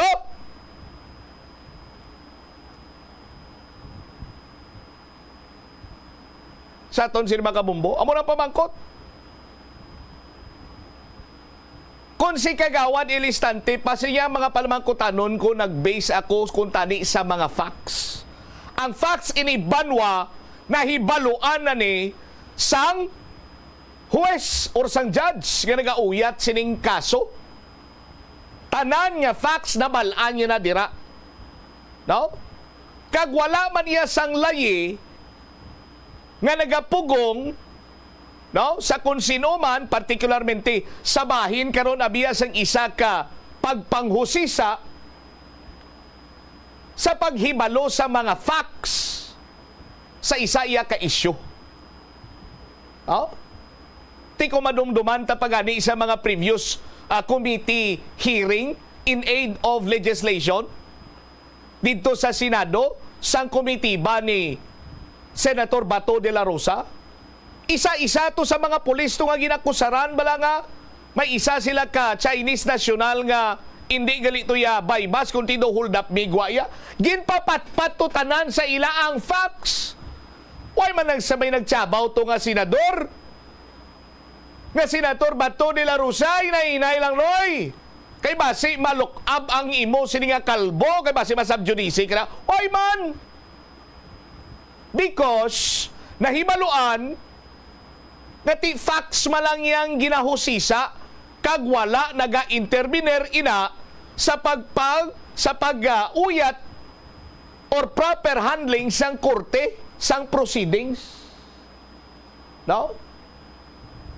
Tuma naman iya kanabaw banwa nga rason nga basi kuno ma-impluwensyahan ang desisyon sang huwes. My goodness! Hindi na maghuwes ang isa katawo, no? Hindi na sa mag-judge kung ang iya sining iya nga desisyon, ginbase niya lang sa iya sining nga mabatian or nabasahan or nalantaw. Litsugas. Utana, no? Just to be clear. Hindi na iya mag-judge kung chismis. Kung nakita niya lang to sa TV, nabatian niya sa radyo, nakita niya sa Facebook Live, nakita niya sa YouTube channel, hindi na niya makapikto sa desisyon sa isa kahuwis. Kay sila nagabase sa facts. Sila nagabase sa ebidensya nga gina-plastar sa magtimbang siniya nga partido. Sa aton siniya mga kabumbo. So kung kaisa balaan, may ara kita sang ginatawag bala nga impression, no? Nga kumo abogado ka, kumo doktor ka, kumo engineer ka, kumo astronaut ka, kumo piloto ka, kung ang topiko nga ginaistoryahan, kag nagaatubang ikaw sa mga ordinaryo lang iya nga tawo or mga professional nga hindi mo ka-level, gamitan mo lang sila sa mga technical terms. Kung astronaut ka biti, kabalo ka mo banwa ang musini, ang carbon dioxide, ang musini, ay lilintukin, sige do. No? Magamuna ng istorya, dahil lang yan, kinumanghihin ako. Nakatalang ko, anay, bumumel. Kung parte naman sa dinoktor, dapat ang balatian niya, musini, ang ibulong tanada, oxytetracycline, kung mga ano nga cycline na da, okay. Kung sila bugado mo man na, damo lang sa... Imbis kung tani banwa, nga bangod nga kita, eksperto kita sa aton siniyang profesyon or ang knowledge naton madalom sa isa iya ka partikular abi iyang anong tawag naton sila? Profesyon for that matter. Imbis kung tani iyang gamito naton ini para nga palapawon tang isig kapariyota o mga tao nga nagapamati sa aton, gamiton tanito enlightened para nga mapaintsindi ta sila sa aton sini nga mga tagpalamati. Oh? Hindi ta sila pagpagyan sang inabugado nga sahi isang diskarte. Oh? Why ko man diri gina single out si Kagawad Sid Free Cabaluna, pero Sus Maria Kagusip po do nagsakit lang kilid ko Kagawad Cabaluna, sir, sa naghambal ka sa statement mo, interview ni Bumboy Angel, hambal mo, wala ka man gani kabalo kung anong ginpamangkot ni Stante, basta naghambal ka lang niya nga subjudice. Oh? Hindi mo lang bumubel? No? Tiano naman? Is that your way of addressing the elephant in the room? Oh? Kung ang kilala ko pa nga taga Barrio Briro, Sus Maria Kagusip, na ano man ni Sleman? No? Na ano man ni Sleman? Kung istoryahon mo imo, bago bundag. Oh, di bla Bumbo Delmar? Pasalamatan ko gito si Bumbo Delmar kang ginatin kung gingaan mo gid ko sa panibago nga linyada. Kortesyo Bumbo Delmar to, ha? Oh. Ano-ano ka mo ninyo iyan sa City Council? Ano-ano ka mo na istoryahon kag paplasaron sa mga nabalaan nyo kung may ara na kang kinanglanon? Ano, mag-istorya ka mo na, no? Bago budag? Oh? Sa aton sini nga mga kabumbo. Naibaluan naton nga in good faith man to tinutuyo ni Kagawad Sid Free Cabaluna nga i-remind niya lang si Kagawad Istante. No? Pero hindi man sa pagdayaw kag paghakwat sang bangko ni Councilor Eli Istante, kung subjudice ang aton sini nga pag-istoryahan, bala nyo kung nga plastaranta ka mo sa aton sini nga mga kabumbo. Oh? Plastaranta ka mo sang mga facts. Iniya facts, iniya sa aton sini matag palamati. Oh. Si Kagawad Eli Istante, fact. No? Si Kagawad Eli Istante lang sa City Council ang may balls nga mag-ask sang right questions. Mga palamangkutanon. No? Si Kagawad Eli Istante nangin investigative reporter sang Bumbo. So balaan niya na iya kung ano mga ginatutukan niya nga mga subject, kung ano nga mga issue, kung ano nga mga krimentong pagplastar. Oh? Sa kadugayon ni Kagawad Istante, nagkonsihal, natapos ang term, nagkonsihal liwat, pero sang sa Bumbo siya, sang siya ang chief sang investigative report section, why di siya kaagiyagin filean libel case? Why man siya nag-violate sa subjudice rule? Oh? Facts na iya sa aton sini nga mga kabumbo. Oh? Tisubong mga galawan ni Kagawad Eli Istante do pang vice mayor na gid ya. Oh. Igaling basi kung masugata ini karon lapdusan niya naman ko kay kog pagib law. Oh, sa aton sini nga mga kabumbo. Oh.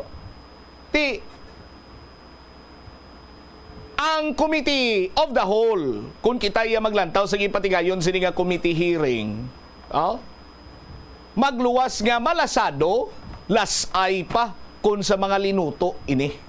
Oh, wala gid iya matumod kag wala gid iya banwa mapisa-pisa kag hindi mo makwa or why nila nakwa ang ila sini nga gusto nga mahibaluan. Tikon kay isa gani sa aton sini nga mga kabumbo, ano gin man to ang ginpatigayon sini iya nga hearing kagapon now? Is it in aid of legislation or in aid of election? Oh. Ibla? Sa aton sini matagpalamati, kamo na desisyon na natag ko na sa mga amaalam nga pumuluyo sa syudad sang Iloilo. 44 minutos na nakaligad sa takna sini nga launa. Sa aton sini nga panumbalik ka banwa dugang nga mga balita kaga impormasyon diri sa Bomboanay South to hingagawon tanay balita ni Bombosol Binyas, suspect sa pagpangawat patay sa foreman sa barangay Benedicto Aro, posible naghalin manguno sa sulod sa barracks. Balikan tayo ni matapos ang bilaki importante nga mga panumdumon. The Farmers Bazaar, your traditional public market with the touch of Plazuela Dos, ang isa ka lugar nga gintukod sa tion kag sa kasagsagan sa COVID-19 pandemic nga may tinutuyo nga maghatag sa imo sang safe marketing experience. Subong nga ang COVID-19 hindi na gid man dako nga pamahog kag nagapakadto na kita sa next normal. Rest assured nga ang Farmers Bazaar will further evolve agud nga magpadayon sa paghatag sa inyo sing satisfying marketing experience. The Farmers Bazaar sa lower level tara na pahamtang ang fish, poultry kag meat section para naman sa inyo mga kinahanglanon nga prutas, utang kag iban pa, magbisita sa upper level, pinaagi sa paggamit sa hagdanan ukon sa pagkadto direkta sa parking lot. The Farmers Bazaar, your traditional public market with the touch of Plazuela Dos. Plazuela de Iloilo Billboard of Activities for July 7 to 13, 2024. The Crayons Band is set to unleash their great selection of pop songs sa 2 ka oras kag 30 minutos nga musical blitz sa concert at the plaza. Mangininyo sa Hulyo 13, Sabado, umpisa alas 6 sa gabi. Sa tion sa musical show, napulo ka mga matahom nga Plazuela de Iloilo Special Edition mugs kag madamo pa nga iban ang iga-paraffle sa mga suki sa Plazuela de Iloilo. Sa Hulyo 14, Domingo, ginaagdang tanan nga mangin kabahin sang Eucharistic celebration nga pagkahiwaton sa Latolda sa mga adlaw alas 11 sang aga. Sa tion sang misa, pangayoon naton sa Ginoo nga hatagan niya kita sang kabakod nga malampuwasan ang mga challenges sang ginapaabot nga weather abnormality nga amo ang La Nina. Plazuela de Iloilo, we remain to be one with you in a common hope for a better community and a progressive country in 2024. Ano bala ang dapat tandaan sa tion nga magbiyahe agod mangin hassle-free ang bakasyon? Yari ang pila ka mga tips. Una, i-check ang health kag travel alert sa napili nga mga lugar. Ikadua, magpili isang safe nga accommodation. Mag-research ka magbasa sa mga reviews sa napili nga lugar antes mag-book. Ikatatlo, siguraduhon nga may nagagana nga mobile phone ang tanan nga mga upod agud mangin mahapos ang komunikasyon sa tion nga madula ukon kinahanglan nga magbulagay sa dalan. Be prepared in case of emergencies. Siguraduhon nga may backup nga emergency plan nga may medical reimbursement sa tion nga may maospital bangod sa aksidente. Ini nga pahanumdom ang ginadulong sa imo sang the #1 and most trusted radio network in the country, Bombo Radio Philippines. Basta Radio Bombo! Ang Ilonggo nga si Jose Peping Tensay sang Haro, Iloilo ang pinakaunang nga Filipino nga piloto nga nakapalupad sang isa ka passenger plane sadtong 1925.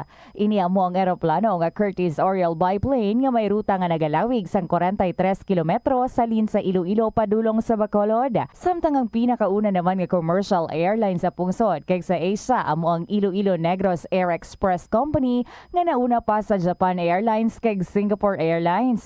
May flight inihalin sa Iloilo padulong sa Manila, Bacolod, Cebu, Davao kag Zamboanga sang 1932 kag padulong sa Hong Kong, Bangkok, San Francisco, Shanghai kag India sang 1946. Bangod sini ginkabig ang Iloilo nga birthplace sang Filipino Commercial Air Transportation.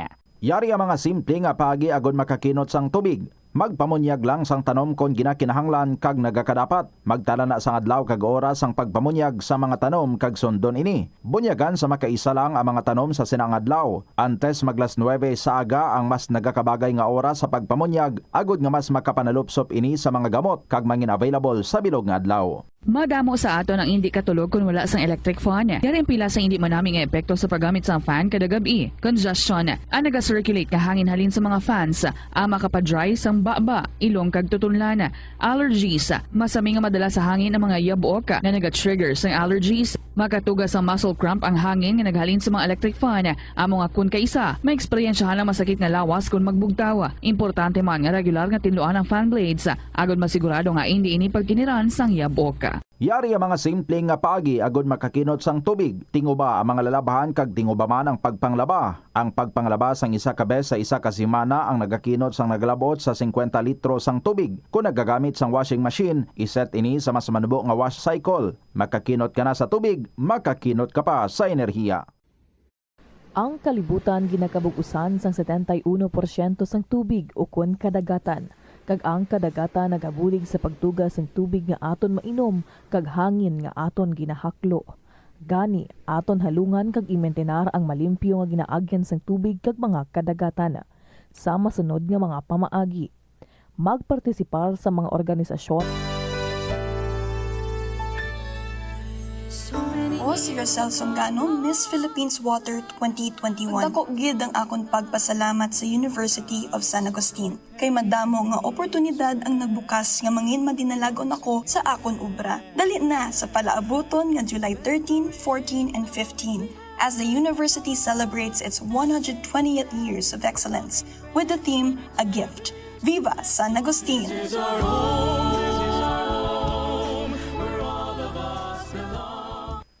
Nga syudad sa luwasang Manila nga nakaangkon sang direct shipping lines padulong sa iban nga mga pungsod.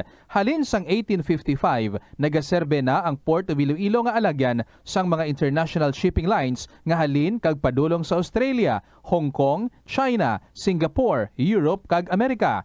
September 29, 1855, sang ginbuksan ni Queen Isabella II sang Spain ang Port of Iloilo para sa international market. Mas nangin mahapos pagid ang trade sa tunga sang Iloilo kag Europe, ilabi na sa United Kingdom sang nabuksan ang Suez Canal sadtong 1869. Panugyan na rin sa eksperto kung kwarta ang paghambalan. Apesar limitado ang imo abilidad nga mag-invest, ang gamay nga contribution sa investment accounts ang makabulig sa imo nga maggamit ang earned money nga maka-generate sang dugang nga income. Ikonsiderar ang pagbukas ng retirement account o kung iban nga investment account. Ini nga pahanumdom ang ginadulong sa imo sang the #1 and most trusted radio network in the country, Bombo Radio Philippines. Basta Radio Bombo! Umpisa sang pandemya nangin mas conscious na ang mga tao sa personal hygiene bilang kabahina sang COVID-19 prevention. Apang magluwas sa COVID-19, madamo pa sang iban nga germs kag virus ang kinahanglan likawan agud indi mag-angkon sang sakit. Yari mga proper hygiene practices nga dapat muhimuon agud maligawan ang nagkalailain nga sahi sa balatian. Insakto nga paghugas sang kamot, pagpaligo adlaw-adlaw, pagpabilin sang good oral hygiene, pagsunod sa cough and colds etiquette. Ang pinakauna nga exclusive school for boys kag dormitory sa Pilipinas ang gintukod sa banwa sang Tigbawan, Iloilo. Ini gintukod sang tanyag nga Jesuit priest kag historian nga si Father Pedro Chirino sadtong 1592.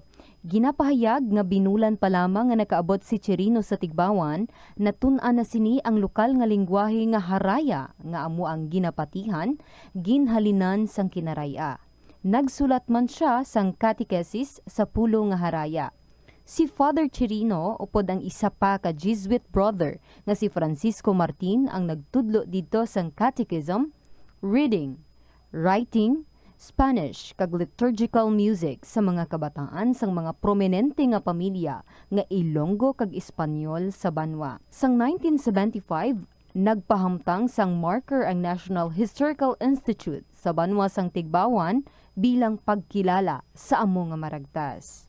Ang Iloilo River Esplanade ang lugar nga para sa inyo. Ini ang favorite spot sang mga Ilonggos sa pag-ehersisyo kag paglantaw sang sunset. Madamo man sa mga local cafes kag restaurants nga malapit sa Iloilo River Esplanade nga makasatisfy gid sang imo nga kagutom. Ang Iloilo River Esplanade ang nakadaog na sa madamo nga mga awards, lakip na diri ang 2017 Gantimpala Excellence Award. Nabaton man sini ang haligi ng Dangal Award para sa Landscape Architecture category sang 2018 National Commission for Culture and the Arts o kon NCCA haligi ng Dangal Award. Nakasimba ka na bala sa Miagao Church?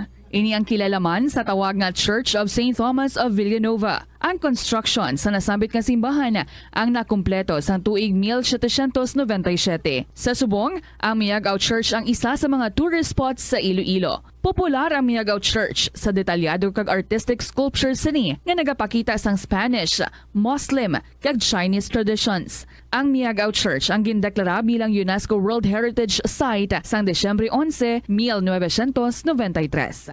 Kabombo! Subong nga naghalog na ang restrictions, madamo na nga mga physical activities ang ginabalik. 5 minutos na nakaligad sa takna sining alauna, balik diri sa pagpangalagad sa Bomboana Isod today. Nanggit kay may breaking news kita, ano may bago na nga City Director ang Iloilo City Police Office. Balikan talinya ni Bombo Angel direktamente karon sa may Iloilo City Hall. Gel, please come back. Matunog diri Bombo Cham ang pangalan ni Police Lieutenant Colonel Kim Legada nga magabulos kay Police Colonel Juresi Coronica bilang City Director sang Iloilo City Police Office. Sa subong nagahulat naman lang kita sang confirmation halin kay Mayor Jerry Trenyas kay base diri sa mga information natin Bombot Cham nga ti almost confirmed na ining iya nga pwesto ni Police Lieutenant Colonel Kim Legada bilang bag-o nga City Director. Kag sa picture man diri nga nakuha naton, halin man diri sa bahin sang Iloilo City Hall, kaupo diri ni Police Colonel Jurassic Coronica, ara man si Regional Director, Police Brigadier General Jack Wangki, nga di Director gid sang PRO6 kag ti dugin pakilala naman ini formally Bombot Cham sa pagkuha naton diri sa information, do okay naman si Mayor Jerry Trenyas sa appointment sang bag-o nga director sang Iloilo City Police Office, pero ti naibaluan man diri nga ang initial diri nga information courtesy call lang ana ni kuno ang pagkadto sang ni Police Lieutenant Colonel Kim Legada kay Mayor Jerry Trenyas. Pero with this one Momot Cham lang taon nato diri ano ang mga kastada sang pag-turnover sang posisyon ni Police Colonel Jurassic Coronica kung ma-maintain bala ini siya sang bag-o nga Iloilo City Police Director. At the same time nga sini ang matabo ki Police Colonel Jurassic Coronica kung sa iluhon gid man ini siya kay ang bati-bati diri Bombot Cham sa iluhon ini siya kuno para sa mas madasig niya nga promotion. Sa diin kuno siya sa iluhon, parang litan nga sa ilon di man siya. Initial diri Bombot Cham posible kuno sa Bacolod. Like information lang nanay pero basi kuan lang man na or like lantaw naton for the confirmation man sa bakit ni Police Colonel Jurassic Coronica kung diin ini siya sa ilukon kag ano sini ang matabo sa iya Bombot Cham kag pas maayo man diri nga makahatag man di direkta man sa confirmation si Mayor Jerry Trenyas at the same time iya man naabing expectation sa bakin sang bag-o na Iloilo City o Director sa Iloilo City Police Office. All right. Ini si Bombo Angel Puchigirtan para sa number 1 and most trusted radio network in the country, ang Bombo Radio Philippines. Basta radio, Bombo! Salamat gid na Bombo Angel Tan. Gumadumduman nangin officer in charge si Police Colonel Jurassic Coronica sa ICPO sa tong Enero 27 tuig 2023. Nagbulos ini siya sa kay former City Director Police Colonel Leo Batiles. No? Sa aton sila Kabumbo. Gin-appoint si Colonel Coronica no mga April. Gin-appoint, nag-full pledge. Ini siya nga City Director bulan sang Abril. So, masubra naman rin siya isa ka tuig kulang taon naton si Colonel Coronica. Sa aton sini nga mga kabumbo, kag ang information naton is that nga hindi lang to basta-basta iyang tawag si gani Bombo Mel nga courtesy call ang natabo kagay na kunti daw kasubong iyang approval na to. Pero lang taon na naton banwa kay ti amo na ang balila sinya kung hindi makita black and white, kag kung why sa may maka-confirms din sa mga higher official sa Police Regional Office 6, hindi pa na namambal nga amo na gina, no? Sa aton sini nga mga kabombo. Kung magbakulod si Colonel Corunica ti NIR na ini, no? Negros Island Region na ini, kay si Colonel Corunica taga Bacolod gin man ini mo, no? Sa aton sini nga mga kabombo. Anyway, bantayan ta man niya ang mga development karon kung mayara gin man sa changes sa leadership sa Iloilo City Police Office. Standby na kamo sa kapon lamang program kaupod sa kay Tita Regine. Iban sini nga mga balita kag impormasyon why naton mapatpat itong yanta sa iban sini News and Public Affairs program sa Bombo Radio Iloilo. Panay lang kamo sa pag-upod sa pagpalayag sa Bombo Radio Iloilo. Siyempre, mas sagin pa klaro kagin pabaskog kagin palapad ang masakupan sini naton sa 837 kHz sa inyo sini nga mga radio dial, Facebook Live, YouTube channel, kag Bombo mobile app. Ini si Bombo Chama Blanco Vergabilin sa imo sang maranay nga hapon. May God bless us all. Para sa the number one most trusted radio network in the country, ang Bombo Radio Philippines. Basta Radio, Bombo. The Farmers Bazaar, your traditional public market with the touch of Plazuela Dos, ang isa ka lugar nga gintukod sa tion kag sa kasagsagan sa COVID-19 pandemic nga may tinutuyo nga maghatag sa imo sang safe marketing experience. Subong nga ang COVID-19 hindi nagidman dako nga pamahog kag nagapakadto na kita sa next normal. Rest assured nga ang Farmers Bazaar will further evolve agud yung magpadayon sa paghatag sa inyo sing satisfying marketing experience. The Farmers Bazaar. Sa lower level, tara na pahamtang ang fish, poultry, kag meat section para naman sa inyo mga kinahanglanon nga prutas, utan kag iban pa, magbisita sa upper level, pinaagi sa paggamit sa hagdanan o kon sa pagkadto direkta sa parking lot. The Farmers Bazaar, your traditional public market with the touch of Plazuela Dos.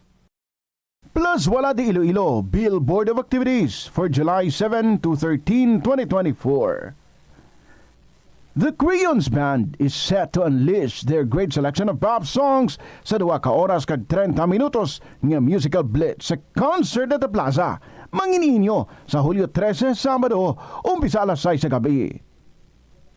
Sa tion sa musical show, napulo ka mga matahom nga Plazuela de Iloilo Special Edition mugs kag madamo pa nga iban ang igaparapol sa mga suki sa Plazuela de Iloilo. Sa Hulyo 14, Domingo, ginaagdang tanan nga mangin kabahin sang Eucharistic celebration nga pagkahiwaton sa Latolda sa mga adlaw alas 11 sang aga. Sa tion sang misa, pangayoon naton sa Ginoo nga hatagan niya kita sang kabakod nga malampuwasan ang mga challenges sang ginapaabot nga weather abnormality nga amo ang La Nina. Plazuela de Iloilo, we remain to be one with you in a common hope for a better community and a progressive country in 2024. Help is available. Pinaagi sa pag-istorya, paghatag sang suporta, kag direkta nga bulig sa nagakinahanglan, mahimo mo gid nga mapunggan ang suicide kag makasalbar sang kabuhi. Santo sa World Health Organization, ang suicide ang 4th leading cause of death sa mga kabataan nagaedad 15 to 19 anyos. Kung ikaw o kung may kilala nga nagasuprer sa depresyon, mahimo nga mag-contact sa National Center for Mental Health Crisis Hotline sa numero 0966-351-4512.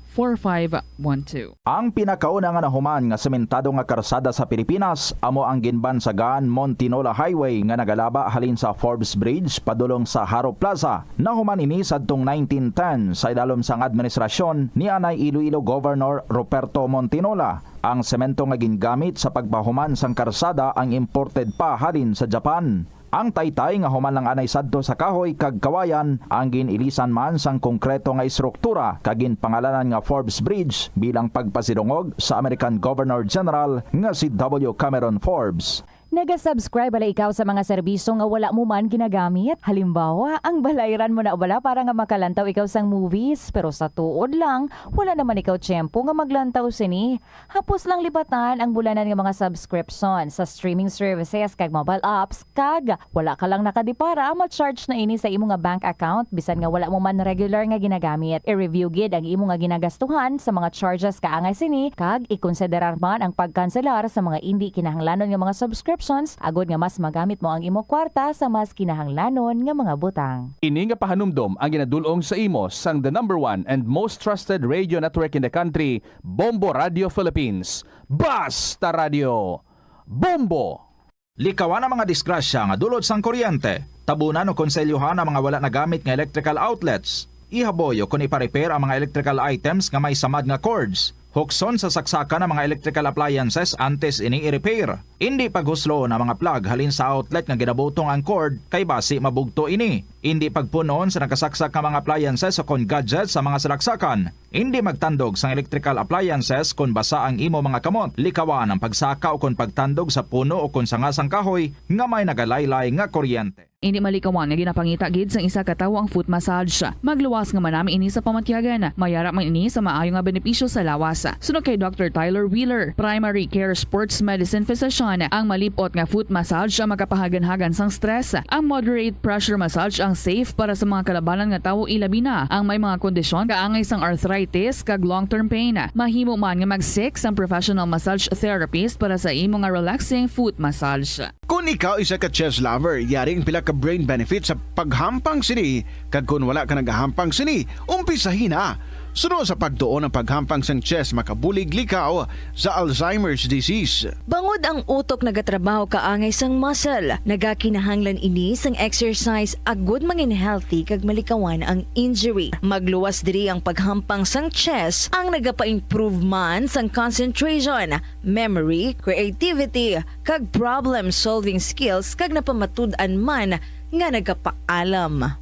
Si Captain Jose Cabalfin Calugas ang pinakauna nga Filipino nga nahatagan sang pinakamataas nga pagkilala sang United States Army nga amo ang Congressional Medal of Honor. Natawo si Calugas adtong 1907 sa Leon, Iloilo, kag nangin katapo sang Philippine Scouts adtong 1930. Sang naglupok ang World War II, nagserbe si Calugas bilang Master Sergeant sa 88th Field Artillery. Sa inaway sa Bataan Peninsula batok sa mga Hapon sang January 1942, nagpakita si Calugas ang tumalagsahon nga kaisog kag pagkabaganihan sa patagawayan nga nakakuha naman sang pagdayaw sang US Army rason nga ginpasidunggan siya sang Medal of Honor. Ang cabbage o kung repolyo masaming nga panakot sa aton mga linuto. Suno kay Vanessa Voltolina. Ang cabbage isa ka excellent source ng vitamin C nga importante para sa pag-maintain sang strong immune system. Ang glutamine isa ka amino acid sa cabbage, isa ka makusog nga anti-inflammatory agent nga nagabulig sa pagbuhin sang joint pain, arthritis kag allergies. Ang cabbage naga-contain sang vitamin K kag antioxidant nga anthocyanin nga naga-boost sang mental function kag concentration. Hindi pagpakanabua ang piso-piso mo nga natipon. Bisan madugay magdamo, iniamo ang mahimo nga emergency fund sa tion nga tuman mo na kakinahanglanon ng kwarta. Abi mo, amo man ini ang makabulig sa imo nga hindi na pag-ibutang ang imo kaugalingon sa risgo, kaangay sang pagpangutang nga may dako nga interest o kun pagpamroblema bangod hindi on time ang bayad sa imo nga bills.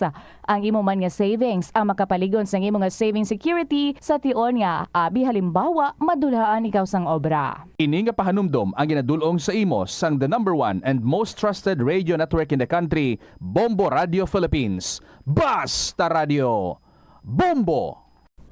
Yari ang mga tips nga dapat mo tandaan agud nga mangin safe and healthy ang pagkaon sa imo nga pamilya. Dapat nga tabunan mo gid pirmi ang mga pagkaon nga yara sa lamesa o kun ara sa imo kusina agud malikawan nga kadtuan ini sa mga insekto nga mahimo magresulta sa microbiological contamination. Gilayon nga ihabuoy ang mga napanos na nga mga pagkaon o kung ang ginasuspetsahan mo nga malapit na lang mapanos nga pagkaon. Ang pag-reheat o kung pag-recook sa sining mga pagkaon ang hindi makabulig. Gina-advise man ang paggamit gid sang serving spoons agud nga malikawan ang cross-contamination sa mga tawo nga nag-share sa mga pagkaon. Pagi sa paggamit sang serving spoon, ang sino man nga miyembro sang pamilya nga nagkakuha sang porsyon sang pagkaon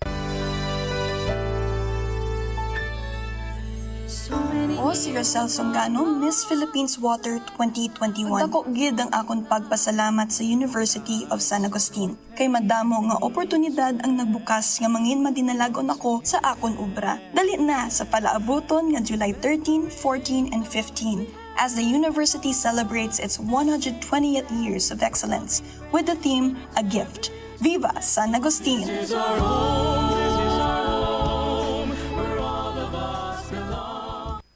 Ang kasubo kag depresyon ang hindi pareho nga balatyagon. Ang depresyon ang hindi gulpiyada lang nga nagakatabo sa isa ka tawo. Masami man nga ginakabig sa mga tawo nga depressed ini bangod sa kasubo nga nagakabatyagan.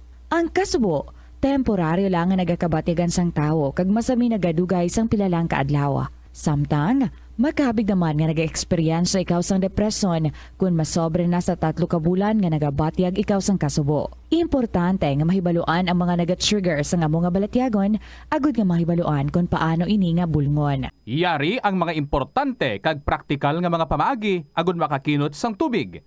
Sa kusina, magamit sang yahong ukon labador sa paghugas sang mga ulutanon ukon prutas. Magdesignar sang baso o kon water bottle agud gamiton sa bilog nga adlaw agud indi magsigi panghugas sini kada matapos ang pag-inom. Kung aksidente nga may nahulog nga ice o kon yelo, indi ini pag-ihaboy. Sa baylo, ibutang ini sa mga masitera sang tanom. Kung may bilin man nga yelo o kung tubig sa baso nga ginimnan, tipunon ana ini sa balde agud ibunyag sa mga tanom antes hugasan. Si Anay Supreme Court Associate Justice Florence Dolendo Regalado sang Concepcion, Iloilo ang naghimo sang maragtas sa kasaysayan sang board exams sa Pilipinas. Siya ang nakakuha sang pinakamataas nga marka nga 96.7% sa Philippine Bar Examinations nga wala pa nalapawan tubtob subong. Nahimo niya inisad tong 1954 bar examinations. Natapos niya ang associate degree in arts sang 1949 sa Far Eastern University kag abugas siya sa San Beda College of Law bilang cum laude sang 1954. Nagtuon man siya sang Master of Law sa University of Michigan nga natapos niya sang 1963 bilang isa ka Dewitt Scholar. Magluwas nga nangintanyag nga propesor sa sulod sang 30 anyos, nakilala man sa regalado nga eksperto sa patag sang criminal law. Yari ang mga simple nga paagi agud makakinot sang tubig. Kaayuha ang mga taga sa tubo o kon hose. Indi tanan nga taga sa mahapos kagilayon nga makita tungod ang mga tubo o kon hose ang nakalubong sa duta o kon semento nga bahin sang balay. Kung magsigi ang mga tagas nga ini, mahimo nga magalabot sa 10,000 ka litro sang tubig ang mausik sa isa ka tuig. Maggamit sang leak detection tool o kon magkonsulta sa mga eksperto kung may pagpangduwa-duwa nga may tagas sa mga tubo sang tubig agod ini gilayon nga makaayo. Nagaproblema kagid bala kung paano makasupod sang kwarta bangod sa wala tuong nga galastuhan. Better management ang kinahanglan dira. Isa ka tip abang spending awareness. Magamit sang money management app o kung pwede man nga malista mo agud nga ma-track o kung masundan mo ang imo gasto sa nagkalain-lain nga kategorya. Diri mo mahibaluan kung pila ang imo gasto sa hindi manggid kinahanglanon kaangay sang pagkaon sagwa, entertainment kag bisan ang adlaw-adlaw mo nga pagpangape-kape sagwa nga tuman ka gasto. Kung maedukar mo na ang imo kaugalingon sa sini nga mga andan mo, sigurado nga makahimo ikaw sang plano kung paano ikaw maka-improve. Ini nga pahanumdom ang ginadulong sa imo sang the #1 and most trusted radio network in the country, Bombo Radio Philippines. Basta Radio! Bombo! Sa patatas, masami ginahaboy na lang nato ng panit. Suno kay Dr. Cynthia Sass, isa ka nutritionist, ang panit sang patatas sa makabulig sa increased potassium intake. Ang potato skins naga-provide man sang source sang iron nga isa ka essential mineral nga ang primary function nagalakip sang pagsuporta sang red blood cell function. Ini nga cells naga-contain sang dako nga amount sang hemoglobin, ang protein nga naga-bind sa oxygen halin sa ginahaklo ang hangin kag ginadala ang oxygen sa bilog nga lawas. Ang pinakaunang nga department store sa Pilipinas. Ito ang Bombo Radio Philippines. Fully digitalized. Numero 1 sa balita, komentaryo, drama at serbisyo publiko. Bombo Radio Philippines. Bombo Radio Philippines. Ang inyong #1 at most trusted radio network in the country. Basta Radio Bombo! Good afternoon sa inyo tanan mga kabombo. Ari na ko di, ara na kamuda. This is Tita Regine. Welcome sa kahapon lamang program on a beautiful Tuesday, July 9, 2024. Baw, akon ano kabaskog sang ulan, todo nga pangilat kag pangdaguog kagabi. Amo naman niya kabongga sang kainiton sa subong nga adlaw. Balos-balos lang ano. Anyway, this afternoon, mainit nga mga istorya ang aton nga igadulong sa inyo as we are again together para sa kahapon lamang program. Thank you sa mga nag-send sa ilang mga stories. Baw, ang iban taglima kabilog. Sige, matumaton ta lang, ha? Si Lola ang paringadan, non-stop man, ay nga padulong sa mga sulat diri. So, kamuya, sa mga wala pa dira nakapadala sa ilang mga istorya, pwedeng nga ma-email na ina sa bombo_iloilo@bomboradio.info. Pwede man isulat, and then ipadala nyo lang sa kahapon lamang program. DYFM, Bombo Radio Iloilo, Sky City Tower, Maple Street, Iloilo City. Sa mga suki ba natin yung mga tagpalamati dira sa abroad, wherever you are, outside of the Philippines. Kumusta naman kamuda? Let's also hear from you. Sa mga istorya ninyo dira, ano nagakalatabo dira subong sa lugar nga inyo napahamtangan. Email man kamo ha, and you share with us ang inyong mga experiences. Again, email ad naton is bombo_iloilo@bomboradio.info. Sige, diri na kita sa aton nga ambahanon nga igapabati para sa inyo. This is from Keisha Velez. Okay na tayo. Good afternoon, this is Tita Regine and this is Kahapon Lamang Program. Pinapayuhan ng sarili na kaya ko pa lahat pwede pa magagandang alaala gustong balikan patuloy umaasa baka sakaling kayanin pa ngunit tadhana na ang nagsasabing tayo'y may katapusan di dapat ipagpilit ang puso nating ayaw na tama na alam kong sawa ka na.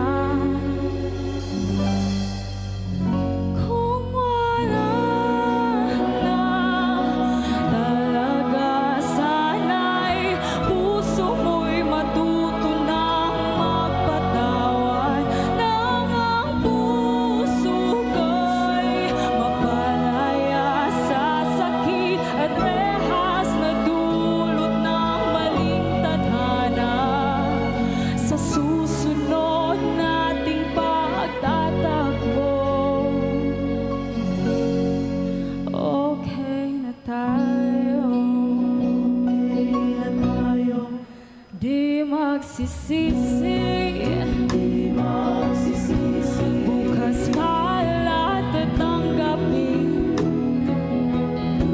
tayo'y magsilbing aral kahit papano ay nagmahal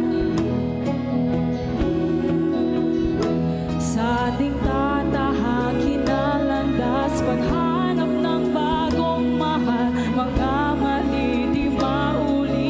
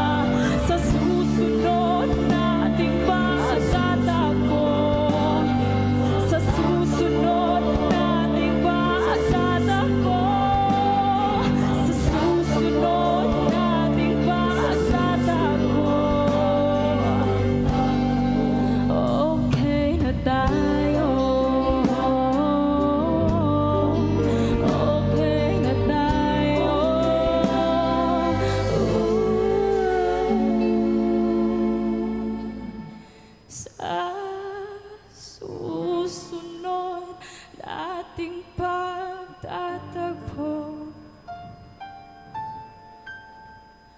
Okay na tayo.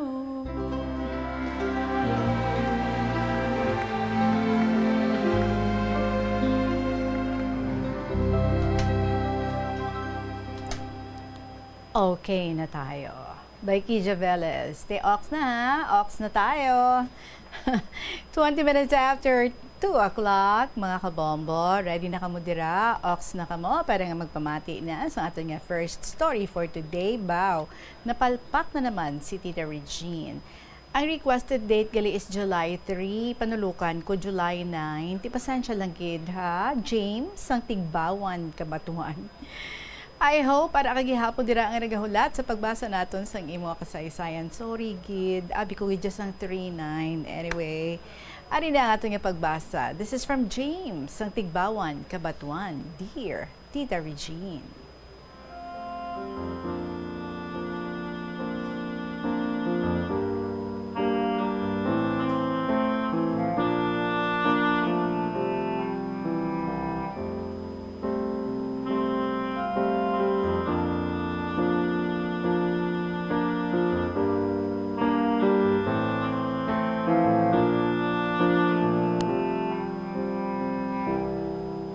Mayong hapon sa matagpalamati sang kahapon lamang kag sa imo Tita Regine.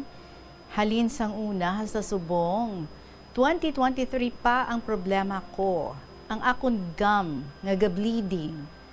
Madamo nga mga dentists ang akon nga nakadtuan. Clinic sa plaza sa Amon Banwa, akon nga ginabalik-balikan. Reseta, cleaning, wala man gaayo. Sobra 10 years ang bleeding? Ay hala. So gindala ko sa dentist. Sang ulihi, gabalik bleeding. Siling niya, wala na ako'y reseta sa imo. Tigindala sa doktor, siya nag-refer sa akon, hindi lang ilig, puswak, hasta bilog ga dugo, ga upod. Clinic naman sa city, ga bleeding ako, ginuna kay gadugo na. Pagkita sang dentist sa akon, gulpi nagtindog. Hana malagyo. Tarantada nga dentist. Siling niya, wala mo imni bulong? Siling ko, way pa ako kap mamahaw. Sang ulihi, gin-check up, kag ginresitahan. Clinic naman sa barangay. Mapagabot ako, amo nito naan nga gadugo. Nanugid ang sekretarya sa dentist, siling niya, san uto sa city, gapuswak, babaya sang bleeding. Pagkabatis ang dentist, nahadlok ang dentist, ngagabutan ako. Siling niya, mabunot tadi karon kag mapuswak ang dugo, basi hindi kita kasagang. Reseta lang, kag sari-sari nga mga bulong ang akong ginainom. Kisa, gulpi lang gapuswak, gulpi lang matugon, kisa, sige-sige. Sang gabi, nagbleeding. Sige tulog ko. Sige dugo iya. 2 a.m., nagbutang ako sang asin sa bleeding. Wala na. Kalma. Ngayo ako bulig sa kapitan. Or wala nagkalma. Okay. Ngayo ako bulig sa kapitan, nga dalon ako sa hospital. Iyagin radyo ang ambulance, nakaduan ako diri. Pagabot sa hospital, hindi magbato ng doktor kay kuno, unto. Siling sang doktor, wala kami idea sa unto, dapat dentist. Sekretarya ya, ginhatagan ako sang sagang sa dugo. Siling sang doktor, sa driver sang ambulance, dala sa city. Sa isip ko, malayo. Siling sang driver sang ambulance, palupadon ta ang ambulansya eh. O pagkabati ko nga palupadon ang ambulansya, hindi ako. Hindi ako mapatay sa bleeding, mapatay ako sang kulba. Siling ko dalagan lang sang intsakto. Kung gabi, doktor, kung adlaw, klinik ang nagakadto. Hasta na x-ray sa unto, laboratory sa lawas, basi taas sugar ko. Naglakat ako sa merkado. Sang mauli ako, nagbleeding ako, diretso sa hospital. Ang hospital, hindi kasagang. Refer ako sa city. Hindi sila mag-refer sa akon, kay wala ako upod. Gintawgan ko ang amo ko sa city, nga tabuon ako dira sa hospital para ma-refer ako. Ang ambulance nagdulong sa akon. Nagbalik ako sa plaza, siling sang sekretarya, permisya diri, siling ni Doc. Palangga, nakita mo? One time, nagpagabot ako sa iya. Pag-abot sa balay, sangha na ako isla ng algodon, nakahulag likod ko, nagpuswak ang dugo. Bag-o gabutan, halin sa uma, hasta sa banwa, kupar-kupar lang motor. Pag-abot sa klinik, wala na to sila, sirado na ang klinik. Damo doktor, gapanyaga, ginhatagan lang ako ice. Nagwa ako sa sagwa. Kung maubos dugo ko, handa ako mapatay na. Maayo, nagbalik si Doc, kag sekretarya niya, may ginkaduan sila. Siling ko, Doc, ga-bleeding ako. Siling niya, tural lang na, bag-o gabutan. Siling ko, sulong. Nakita iya, gidala ako sa sulod. Pag-untat sang bleeding, gin-monitor, 1 p.m. hasta 4 p.m. Basik magbalik ang bleeding. Nahadlok na ako mag-uli. Basik balik bleeding, sa gabi, siling ko, Doc, sa hospital lang ako, mapalipas oras. Siling niya, himuon sa imo, amo man gyapon. Siling ni Doc, maayo lang Webes, kung Biyernes, tapos kid, half day lang sila. Agi man ko healing sa tubig na orasyon, natural man gihapon. Clinic naman sa dentist, reseta, after 7 days cleaning, dalagabot. Nakita niya, gapula ang gum. Nahadlok siya magabot, basi mapuswak dugo. So gin-refer niya ako sa friend niya nga dentist man, makayaya, kadako sang sukot. Wala ako nagpadayon. Pagkaaga, balik ako kay Doc. Siling sang sekretarya, hindi si Doc magbaton sa imo. Siling ko nga, kay gin-refer ya ka sa upod niya. Siling ko kadako sang sukot. Gapang abaw man sang sekretarya, siling niya, basi para sa dugo, tayunan ka. Buwas balik ka, may bago nga dentist. Check anay kung ano ina. Gamay lang guro ang sukot. Balan mo tita, hindi public. Sang gabi, nag-bleeding naman. Gindala sa hospital. Siling ko sa pakaisa ko, basi hindi ako pagsapakuan. Sang una bleeding man, wala ako gin-cater. Siling ko testing lang kay unto. Maayo, gin-cater man ako. Sang ulihi, nagbaliskad na ang gam ko. Tanan nga bulong, wala nagaayo. Gindala sa dentist sa hospital, sa dalom siya magabot, basi mapuswak dugo sa ibabaw. Ang problema. Sa ibabaw, nagsiling ang asawa ni ex-kapitan, or siling niya, basi sa ibabaw ang problema. Kaya, no? So, nagsiling ang asawa ni ex-kapitan dalon sa hospital sa Banwa. Kay may doctor dito, expert sa gum. Tapos gabot ang tanan, naghabok ang ginabutan, guya ko naghabok, labi na akong mamugat ako. Hindi na dentist, doktor naman gin medical. Una nga doktor, wala idea, nga gahabok, wala ga sakit. Sa ikaduha nga doktor, gin x-ray, kag resitahan, kaapat ako x-rayhan sa unto. So nagligad ang binulan, ihi naman, may dala nga dugo, gin check up, pag check up, sir, bal niya, pwede uba ka? Siling sa doktor, daw nahuya ako mag-uba. Hapa ka lang, siling niya. Siling ko, ano, may almoranas ako. Siling niya, lantaw lang. Wala ako nag-uba. Siling niya, okay lang. Damo iya laboratory sa akon. Sige-sige lang inom ako tubig. Pagkahapon, nag-ihi ako. Nagsinaw. Wala na ako nagpa-laboratory. Pagkaaga, diri sa amon Banwa, laboratory sa ihi, tapos reseta bulong, wala nagkalma. So after 3 days, gindala ako sa hospital, diretso ako sa ER. Ang ER hindi magbaton sa akon, kaya wala ako upod. Ginradyo ako sa doktor, paagi sa panawagan, wala ako bantay. Madamo nakabati, hasta sa kaiping nga barangay, kung sino, kaya wala sila kakilala sa matuod ko nga ngalan. Siling sa doktor nga isa, oferan ka lang sa record. Nakita, permi ako gapa-check up. Siling ko, gaedad na ako.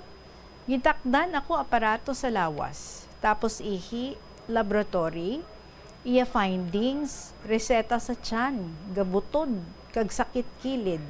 May dala ultrasound report, basi may bato ang kidney ko, kay may dugo ang ihi. Pagkaaga, kuha ako result, nagpa-reading ako kay doc, normal ang tanan. Sa OPD na ako, siling ni doc, ano pala inom ikaw? Alcoholic ka? Siling ko, doc, wala ako gainom, para soft drinks lang kag kape. Siling niya, amuni nga sakit sa tawo, alcoholic. Sa isip ko, hindi ako magpati. May nakita siya, sakit sa blood, kag sa bone. Siling ko ang spot. Siling niya, oo. Siling ko ang blood, may maintenance ako. Ang sa bone, may cholesterol ako, wala ako nanugid. Reseta naman amuni. Madamo ang hindi ko makaon. Mga pasta, dilatas, gatas, kape, sardinas, manok, karne, itlog, frozen, food, seafoods. Dapat, isa lang ka kutsara o tatlo. Lapawda, gasabat sa ulo ko. Kagakurog-kurog ko nga lawas. Mantener lang ko utan kag isda. Ang isda dapat wala makaagi sa mantika. Balik sa doktor, iya ako yung resetahan sa kidney kag sa bones. Pag inom ko para sa bones, nag-init bilog ko nga lawas, naghabok tiyan ko nga mabugat. Sadto pa, wala ako gana sa pagkaon. 2 ka semana, kawat-kawat lang, kay gaabot-abot ang kilid ko, gasakit. Pagkaaga nagpabulong ako sa sagwa, ang findings, sanda, madugay na ini. Sang sa unto ko pa, puwerte nga pabulong, ga bato, wala gaayo, balik-balik bleeding. Madamo ang salamat sa pagbasa sang akong sulat, tita, ang tagpadala. Tawag lang kay James, ang Tigbawan, Kabatuan.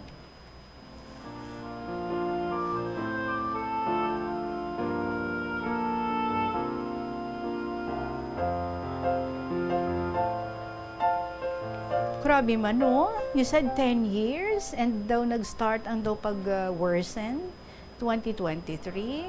Ano ay hanina, James? Ang imo ginabatsyag. Left and right man, ang imo nga pagpa-laboratory, ang imo nga pagpa-check up, may dentist, may doktor. Kado ka budlay hangpon, no? Sa kadamo na lang ang mga doktor sa dentista ang imo na kaduan. And I know nga naghahatag na ini sa imo sa dako nga worry kag stress, di ba la? I believe may aragid ay siguro sang nagakos sang imo nga bleeding. Pati sad to say up to this time sa kadamo na nga mga tests, pagpa-check up, pagpa-laboratory, ang imo ginhimo daw gid gahapon na hisayra, no? Kung ano gid ang naga-trigger sang imo bleeding o kung ano gid ang naga-cause sini. Gambal ka, mera sa kidney, mera sa blood, kadamo, no? Well, it could be something more serious, no? Wala lang kita kabalo, kag we can only speculate. Kung ang science and medical, wala paghihapon nakasayod kung ano gid ni nagakos, kag kung paano ikaw bulungon. Kabay hindi lang ikaw maguntat, ha, James, sa pagpangamuyo that soon makastumble ikaw sa isa ka doktor ang amugid ang makahatag ka sa nagan. Kung ano rason sang imo nga pag-bleed, kag makabulong gid sang imo sang inchakto. Pero kabay hindi gid na madulaan sang paglaom, ha, James? For the meantime, patiha lang kung ano ang gina-advise sa imo sa mga doktor, na ang bulong nga ilagi na reseta, kag buligi ang imo kaugalingon. Tulog ka sa inchakto nga oras, pahuwaye ang imo lawas, hindi ka magpamugat, kay ti maka-trigger ina sang bleeding, and eat healthy food. I know, dako gid ini nga burden para sa imo, pero kabay, hindi gid pagkapuyon sa pagpangayo bulig sa aton Ginoo nga itudlo ikaw sa doktor or somebody nga amo gid ang makahatag kasanagan sa imo kung ano ni ang imo nga ginabatsyag. If this is a rare disease that you are having, kabay nga may mga specialist nga doktor, no, nga mag-take interest sa imo nga case, kag mabuligan ikaw nga mabulong para nga mag-ayo. Madamo yun nga salamat sa imo, James, for sharing with us ang imo nga go through 10 years nag-umpisa and until now, no? But we do not give up. Salamat, gid. Oras naton, 34 minutes after 2 o'clock, magapanumbalik ang kahapon lamang program with Tita Regine. Hindi lamang sa jeans o kung tugas ang katigulangon ang rason sa hair loss o kung pagkaunot sang buhok, Natukiban sang health expert sa South Korea nga ang hair loss ang tuga sang environmental factors. Sa bugos nga kalibutan, nagalabot sa 4.2 million ang nagakapatay bangod sa outdoor air pollution suno sa World Health Organization. Mas sobra 90% sang populasyon sa kalibutan ang nagaistar sa populated areas, sa diin ang heart attacks, aggravated asthma, irregular heartbeat kag poorer lung function ang pila lamang sa epekto sang air pollution. Ang tambo o kung bamboo shoots manggaranon sa dietary fiber, low in calories kag power-packed sa essential nutrients. Sunod sa pagtuon sa comprehensive reviews in food science and food safety, ang phytosterols kag phytonutrients sa tambo ang ideal sa pagtunaw sang harmful LDL cholesterol sa lawas. Ang antioxidants sa tambo ang essential man sa pagpabaskog sa sulod kag sagwa sang lawas. Sunod naman sa pagpanalawsaw sang Journal of Ethnopharmacology, ang bamboo shoots mayara sang anti-inflammatory kag analgesic o kung killing properties. Hindi ako ne. Kada 39 segundo, may isa ka tawo nga nagakabiktima bangod sa paggamit sang computer. 8 ka milyon sa kada tuig ang ginaatake sang hacker.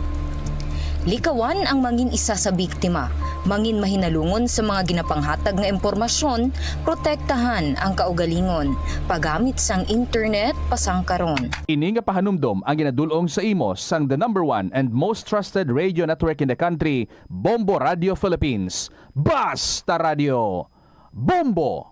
Paano bala magpain sang basura sa panimalay? Magpreparar sang separado nga suludlan para sa wet kag dry kitchen waste. Magpreparar sang duha ka mga suludlan para sa dry waste sa bilog nga balay, isa sa plastic kag isa sa papel. Ibutang sa isa ka suludlan ang mga bagay nga pwede pa magamit liwat ukon mabaligya kag ihaboy naman sa gwa sang puluyan pakadto sa basurahan ang mga wet wastes. Makakinot kag makakwarta ka na, makabulig ka patipig kag sa katinlo sang imo palibot. Nagaproblema ka man wala sa pagtuon kung suspendido ang face-to-face classes bugod sang tuman ka init nga tiyempo? Paano ka bala epektibo nga makatuon? Bisan wala ikaw sa eskwelahan. Kinahanglan gid nga hibaluon mo kung saan ikaw pinakaproduktibo kung magtuon. Inibangod iban sa mga estudyante, mas epektibo ang pagtuon kung sa gabi, samtang ang iba naman ang mas produktibo kung adlaw. Hindi pagpilita ang imo kaugalingon nga magtuon kung feeling mo nagapalangluya ang imo brain power. Pili agid ang tion nga alerto ikaw para sigurado nga maproseso sang imo utok kag hindi makalimtan ang imo ginabasa, ginasulat o kun ginapamatian. Ini nga pahanumdom ang ginadulong sa imo sang the #1 and most trusted radio network in the country, Bombo Radio Philippines. Basta Radio! Bombo! Sa pagbugtaw mo sa aga, cold baladayon nga tubig ang imo ginainom? Ay, dali lang, wait a minute. Para sa ininit. Suno kay Dr. Deborah Weatherspoon, isa ka advanced practice nurse, mas maayo nga mag-inom sang alabaab nga tubig sa aga. Paathag ni Weatherspoon, iniya nagabulig sa lawas nga magpagwa sang toxins kag naga-improve sang imo blood circulation. Sa mga babayi, ang pag-inom sang alabaab nga tubig ay nagabulig man kung ikaw nagasuprer sang period cramps. Ang pertussis ang isa ka makalalaton kag makamamatay nga balatian ilabi na sa mga lapsag. Nagalaptang bakterya pinaagi sa paginhawa, pag-ubo kag pagpangatsi sang tawo nga may pertussis o kun whooping cough. Ang mga sintomas ni ang nagaumpisa sa sipon, ubo kag hilanat kag nagalala ang ubo sa sulod sang isa tubtob duha ka semana. Gani ko nagabatyag ikaw, imo bata o kun himata sa nasambit nga mga sintomas, gilayon nga magpakonsulta sa doktor. Siguraduhon man nga mabakunahan ang inyo nga mga chikiting. Ang Iloilo ang pinakauna nga syudad sa luwas sang Manila nga nakaangkon sang direct shipping lines padulong sa iban nga mga pungsod. Halin sang 1855, nagaserbe na ang Port of Iloilo nga alagyan sang mga international shipping lines nga halin kag padulong sa Australia, Hong Kong, China, Singapore, Europe kag Amerika. September 29, 1855, sang ginbuksan ni Queen Isabella II sang Spain ang Port of Iloilo para sa international market. Mas nangin mahapos pagid ang trade sa tunga sang Iloilo kag Europe, ilabi na sa United Kingdom sang nabuksan ang Suez Canal sadtong 1869. Ang Ilonggo nga si Eugenio Eugene Torre amo ang una nga Filipino nga nakaangkon sang titulo nga chess grandmaster matapos siya ang nagdaog sang silver medal sa ginhiwat nga 21st Chess Olympiad sa Nice, France sang 1974. Sang 1976 sa isa ka chess tournament sa Manila, naghimo pagid sang maragtas si Torre. bilang una nga nakaluto sa sadtuanay world champion nga si Anatoly Karpov sang Russia. Si Torre ang nangin malapit man nga abyan sang American chess grandmaster nga si Bobby Fischer. Natawo si Torre sa Iloilo City sadtong November 4, 1951. Halos hindi na maisip ang mga medalya nga nahakot ni Torre para sa Pilipinas halin sa magkatuhay nga mga chess tournaments nga iya nadagaan sa magkatuhay nga bahin sang kalibutan. Sang 2021 nalakip si Torre sa World Chess Hall of Fame. Wala sang adlaw nga ginapili ang mga aksidente. Gani ari ang mga tips nga dapat tandaan sa tion nga nagamaneho. Una, regular Kita diri sa KLP, padayon sa pag-enjoy sa mga istorya. Here's one story from In Me, my dearest, Tita Regine.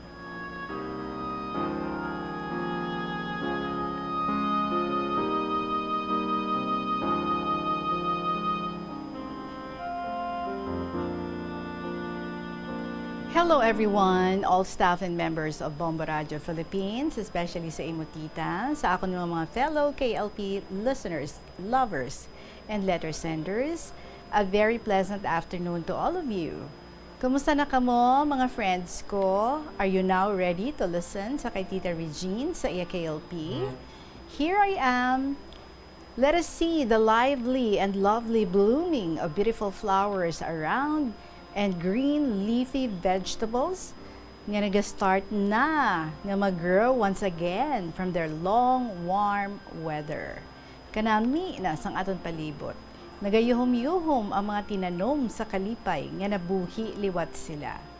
Ang alaga naton nga mga hayop nagakalipay man, kay kita tanan nagasugod liwat pagpananom-tanom for survival. And now, I would like to share with you about the seeds from Didake. Nagasugid ini regarding sa isa ka babae nga nagkadto sa supermarket para magbakal sang mga supplies. Sa iya nga great surprise, nakita niya si Jesus sa cashier stall kag nakipag-istorya siya sa iya. She said, "Why ko kabalo, you also worked in the supermarket?" Nagsabat si Jesus, "Yes, I do. And I can give you all the goods you may want." Tapos siling niya, "Give me peace, joy, and unity for every person in the world." Amo nang iya nga quick nga request. Pero nagsabat si Jesus, "Dali lang gid, wait a minute. Why kami ga baligya fruits? We only sell seeds." So ang ato nga Ginoo, nagabaligya seeds. He sells seeds of peace, joy, and unity to us. Let us look into our hearts and see if we are ready to sow those seeds. Sometimes, sako kita, no? Preoccupied with getting the fruits that we are not ready to labor so that the seeds will yield fruits. Let us ask the Lord, sang kalinong, kalipay, and unity. Yes, but first, let us be ready to take from the Lord the seeds that make these fruits grow. Isa kaaga, samtang ako nagadayan-dayan sa gwa sang amon compound, may tawo nga nag-abot. Naga-single motor kag nagdulog, namangkot sa akon. Diya si T, bali amo ning akon nga manghod ang iya ginapangita. Ang sabat ko, oo, kay ano daan ang tuyo mo, hambal na. May paray patana. Nakon ka na, tana lang ang pamangkuta. Gintawag ko si M, ang akon nga schoolgirl, nga pamanon na si Lolo na T, nga may gapangita nga tao ka na. Hambal ni Lolo na, pasudla lang di. Pagita ay nanda, namangkot ang tao kung may paray patana. Ano nga paray? Ang balik nga pamangkot ni T. Mabakal daan ako sang paray nga burugason. Ti sabat naman ni T. May diya ako nabaligya, birinhiun, hindi burugason. Man aduman katawo ay sus ah. Birinhiun gali pare kay akon isabog. Inadlaw nga daya. Kanami ron sang panahon, mabuhi ron kadaya ang paray, kanagauran-uran ron. Oo, sabay gid ikaw sabog sa imo katupad nga mangunguma. Kag nagbakal siya, 7 ka sako. Ginpabulad na anay, ginpasabog, ginpasagod, ginpaabunuhan, ginpasprayhan, kanami isang tubo sang binhi. Hasta na nambok kag namunga. Pirahan ka adlaw, nagpula-pula ron ang paray, nga garabon ron. Gin-schedule sang tag-iya, nga ipagarab na ron sa Sabado. Pagbisita na sa uma ay abaw, Tita Regine, Biyernes pa lang, nagarab ron ang isa kakahon. Nakapang pisti-pistiman ang tag-iya. Ti abi, do ano di kasubo? Waay kasing-kasing, kag waay kaluoy ang tawo, nga una pa magpulos ang kinabudlayan nanda. Ay mataman, ginpasamanga nagarab ang waay naging pangabudlayan. Ang tamad, pagkatamad, ikapito di nga original sin. Dalok, ibog, bugal, ulag, hisa, akig, tamad. Kagang pagpangawat, ikapituman nga pagbayolar sang pulo kasugo sang aton mahal nga Diyos. Insa, Tita Regine, may mga tawo nga makabatas maghimo ka mga labag sa kasuguan sang aton mahal nga Diyos. Ano do lang daya nga do kaduro rugit ka mga sarawayon? Ano nga kalinong ang aton maani sa amudia nga sitwasyon? Tapos mo gintanong, ginpangabudlayan, pangabudlayan pagsagod, hasta nga mamunga, kag dayon, iba man lang ang mag-ani. Ano nga kalipay ang imo makabuot, nga ginsuhot man sang hilabtero, ang prutas ang gintanong mo? Ano nga unity o paghugpong ang naprodukto sa amo nga buhat sa sarawayon nga mga tawo? Tita Regine, kung aton tutukan, ang binhi isang kalinong nga aton gintanom, ginpatubo sa aton kasing-kasing.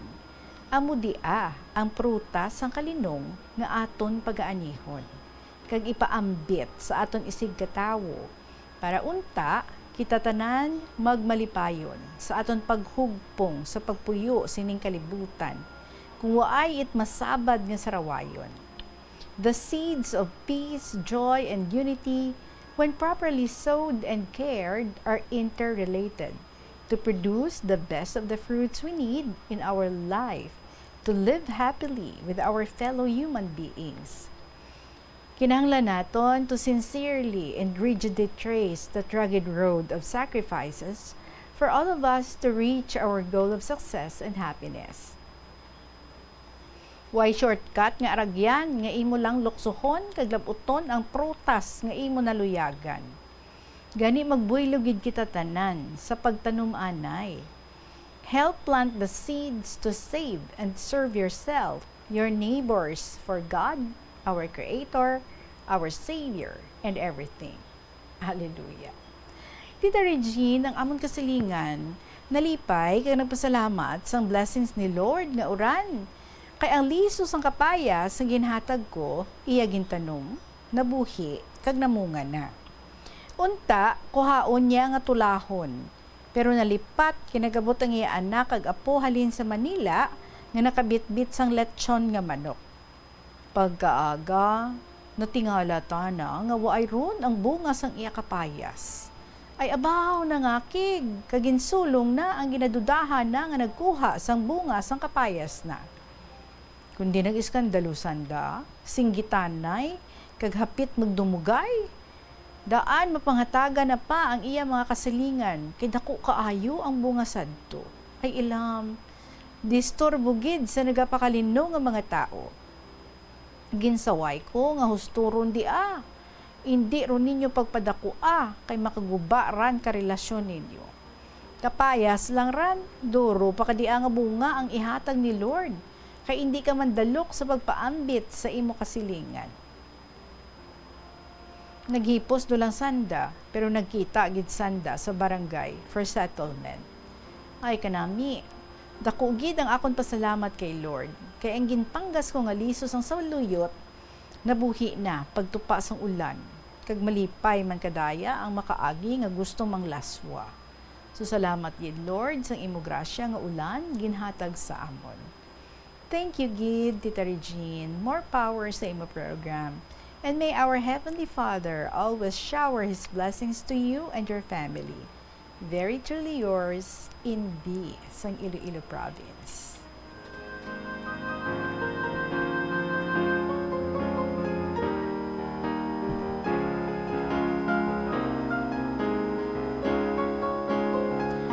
So may mga harvesters na gali nga nagahulat, no?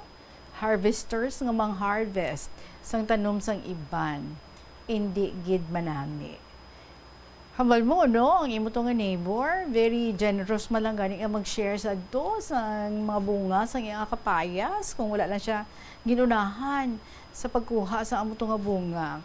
No, hindi gid manami, no? Inablang nga nag-expect ay boss, may tulahon ako, ti timing gid na ang bunga nga kapayas nga pwede na gid nga maipo, kag pwede na nga mautan. Mga things like that, no? Pero ti pitik sintas may nauna na gali nag-ipo sang kapayas, wala man lang naglisensya, feeling niya siya man ang tag-iya. Pag mas worst pag ito yan, no? Mas lala pag ito yan nga isa gid kakahon ang iya nga gin ani nga paray nga hindi man siya ang nagtanom, hindi man siya tuya ang nagsabog, hindi man siya to ang nag-spray, hindi man to siya, no, ang nagpangabudlay. Basi kung may amnesia ato siya, nga abiya ay, ako ni, gali kay lipat siya, hindi gali iya, no. Well, in short, may mga tao gid nga no matter ano kakaayo sa ila, but yet, no, they still have that heart para nga bintahaan ikaw, himuan ikaw sa hindi maayo. Mayla na, no, kung makapalawig-lawig ka pa sa imo nga pasensya. What if may ara dira nga grabe man ang temper. So kung kaisa kaduan sina, no, pag irinaway gid ang iban, may dugo gid nga nagakaula kung hindi na palawig sa pamensaron. Ti sa una lang to gani, no? Kadamo, di ba? Ang ibang ginapang pabombo patuya, ang ilang mga sang during the height of COVID, ang mga tao bala to daw nalulong sa pagpananom. Naga-enjoy so much kaya hindi man sa kagwa sang ilang balay, so ginpaupok sa tanom, no? Ang ilang energy na nanom, ang iban mga decorative plants, ang iban mga ordinary plants sa malanggani, ang iban mga fruit bearing. Tapos ang muna kadamo sang nagakaladula nga mga tanom, kaya ang iban, no, they really want out of their way nga nagastugid sila ya, kay they want ang ining mga daw rare nga mga tanom bala, bo matanda man yang iban. Kay gali ka nami sang imo dayon nga display sang imo nga mga tanom sa nami pangamusitera dira sa imo nga gwaan, pitik sintas ya, pagkaaga wala na. Kay ti ginpunpon gali ya sang iban, tapos ang ending nabalaan mo ginbaligya mo niya nila, di ba? Ti ano katunto? Ti na pagido mga prutas nga ina. Amo gani na do kakaladlawan gid man. Kung sa sulod sa imo kudal, ti imo daw inabla nga makahambal ka gid nga away na nay sa may magka-interes kay ti layo na niya nga singiton pa nila kay ara na gid sa sulod sa imo kudal.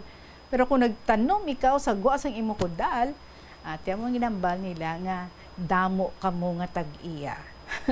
Kay feeling nila sila tag-iya man sa imo nga gintanom. But anyway, yes, we understand, no? Nga paano man mag-grow ang ini nga mga seeds of peace, of love, of joy. Kung kita, no, hindi mag-allow nga mag-grow ina una gid sa aton nga tagipusoon. And so that's why, no, for us to be able to do goodness, kindness sa ibang nga mga tao, dapat, no, nga i-imbibe gid naton ang ina nga mga kaayo, ang ina nga mga goodness sa aton nga tagipusoon, so that we would grow hindi lang as one person, kundi we could grow as one community, helping each other out, loving each other, and so that ma-attain naton ang inang ginapangayo naton nga peace, ang inang ginapangayo naton, no, nga iban pagid nga mga grasya halin sa aton nga Ginoo. Anyway, salamat gid sa imo and B for another story that you shared diri sa kahapon lamang program. Magapanong-balik ang KLP pagkatapos lang sa pila ka mga importante nga mga pahibalo. Hindi man malain ang Loan, ilabi na kun major ang imo balaklon. Kaangay abis ang balay o kung salakyan nga kinahanglanon mo gid. Apang panugyan bala sa mga eksperto, kung dako gid ang imo baklon, ang cash gihapon ang best, safest, kag cheapest nga option. Kung cash ang imo gamiton, malikawan mo ang interest kag sampaw-sampaw nga utang nga masami naga-require pa sang binulan o kung tinuig antes mo mabayaran. Apang paminsara nga kung ikaw may sinuptan sa bangko, mahimo pa ini makatipon sang interest nga mahimo mo bukadon sa tion sang purchase. Ini nga pahanumdom ang ginadulong sa imo sang the number 1 and most trusted radio network in the country, Bombo Radio Philippines. Basta Radio! Bombo!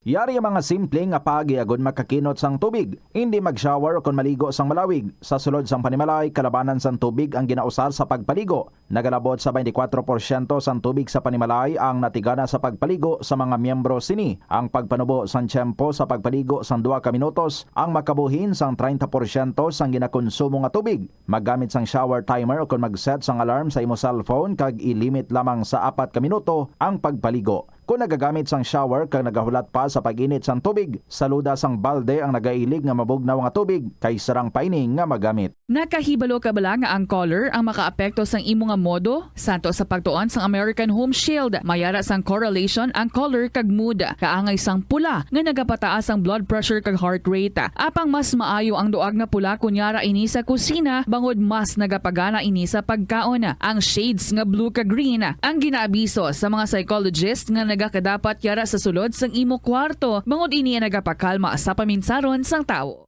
Yari ang mga epektibo nga pamaagi agud mapabilin nga safe ang pagkaon sa imo pamilya. Ipabili ng katinlo. Maghugas sa mga kamot bago mag-uyat sa pagkaon. Kag masami nga himuon ini sa tion nga naghahanda ikaw sa pagkaon. Maghugas man sa mga kamot pagkatapos nga nagamit ikaw sa kasilyas. Hugasan kag tinluan sa maayo ang lamesa kag tanan nga mga kagamitan sa paghanda sa pagkaon. Siguraduhon man nga safe ang kusina kag pagkaon gikan sa mga insekto, mga peste kag iban pa nga mga sapat. Ini nga pahanumdom ang ginadulong sa imo sang the number 1 and most trusted radio network in the country, Bombo Radio Philippines. Basta Radio! Bombo! Sa inyo nga mga istorya dira, I will be waiting for them. I would be waiting for them sa aton nga email ad sa bombo_iloilo@bomboradio.info or sa inyo maginsulat dira, pwede yun niya ipadala ina sa kahapon lamang program DYFM, Bombo Radio Iloilo, Sky City Tower, Mapa Street, Iloilo City. Rico, sa 2nd District, ikaw ang aton nga winner last week. I hope gapamati ikaw dira. Liog ko kadto kadiha this Saturday. Maga-interview ako sa imo before 2 p.m. Diri ikaw sa Bombo. And then dala ka man sang imo agin pa Xerox nga ID. 2 copies. Paliog lang gid. Rico sa 2nd District. And I saw you have another story nga gin email diri sa aton. So pabosan ko na lang ni Rico ang imong istorya dira para nga tuloy-tuloy. Hindi ako mag-cut or hindi ako silinga i-part 1, part 2 ang imong istorya kundi isang pagbasa na lang, and that would be tomorrow. Magasunod na mga kabombo ang inyong mga paborito naman ng mga dramas every afternoon diri sa Bombo Radio Iloilo, si Tuyang Ermitanya. Magasunod after sa kay Tuyang amo ang Provincial Jail, and after that ang Dear Diary. So madaming salamat sa inyo tanan for your time and especially for your stories. Magakita ay kitaliwat tomorrow. Madaming salamat sa gihapon ininyo alagad si Tita Regine para sa kahapon lamang program. Thank you very much. Good afternoon and God bless.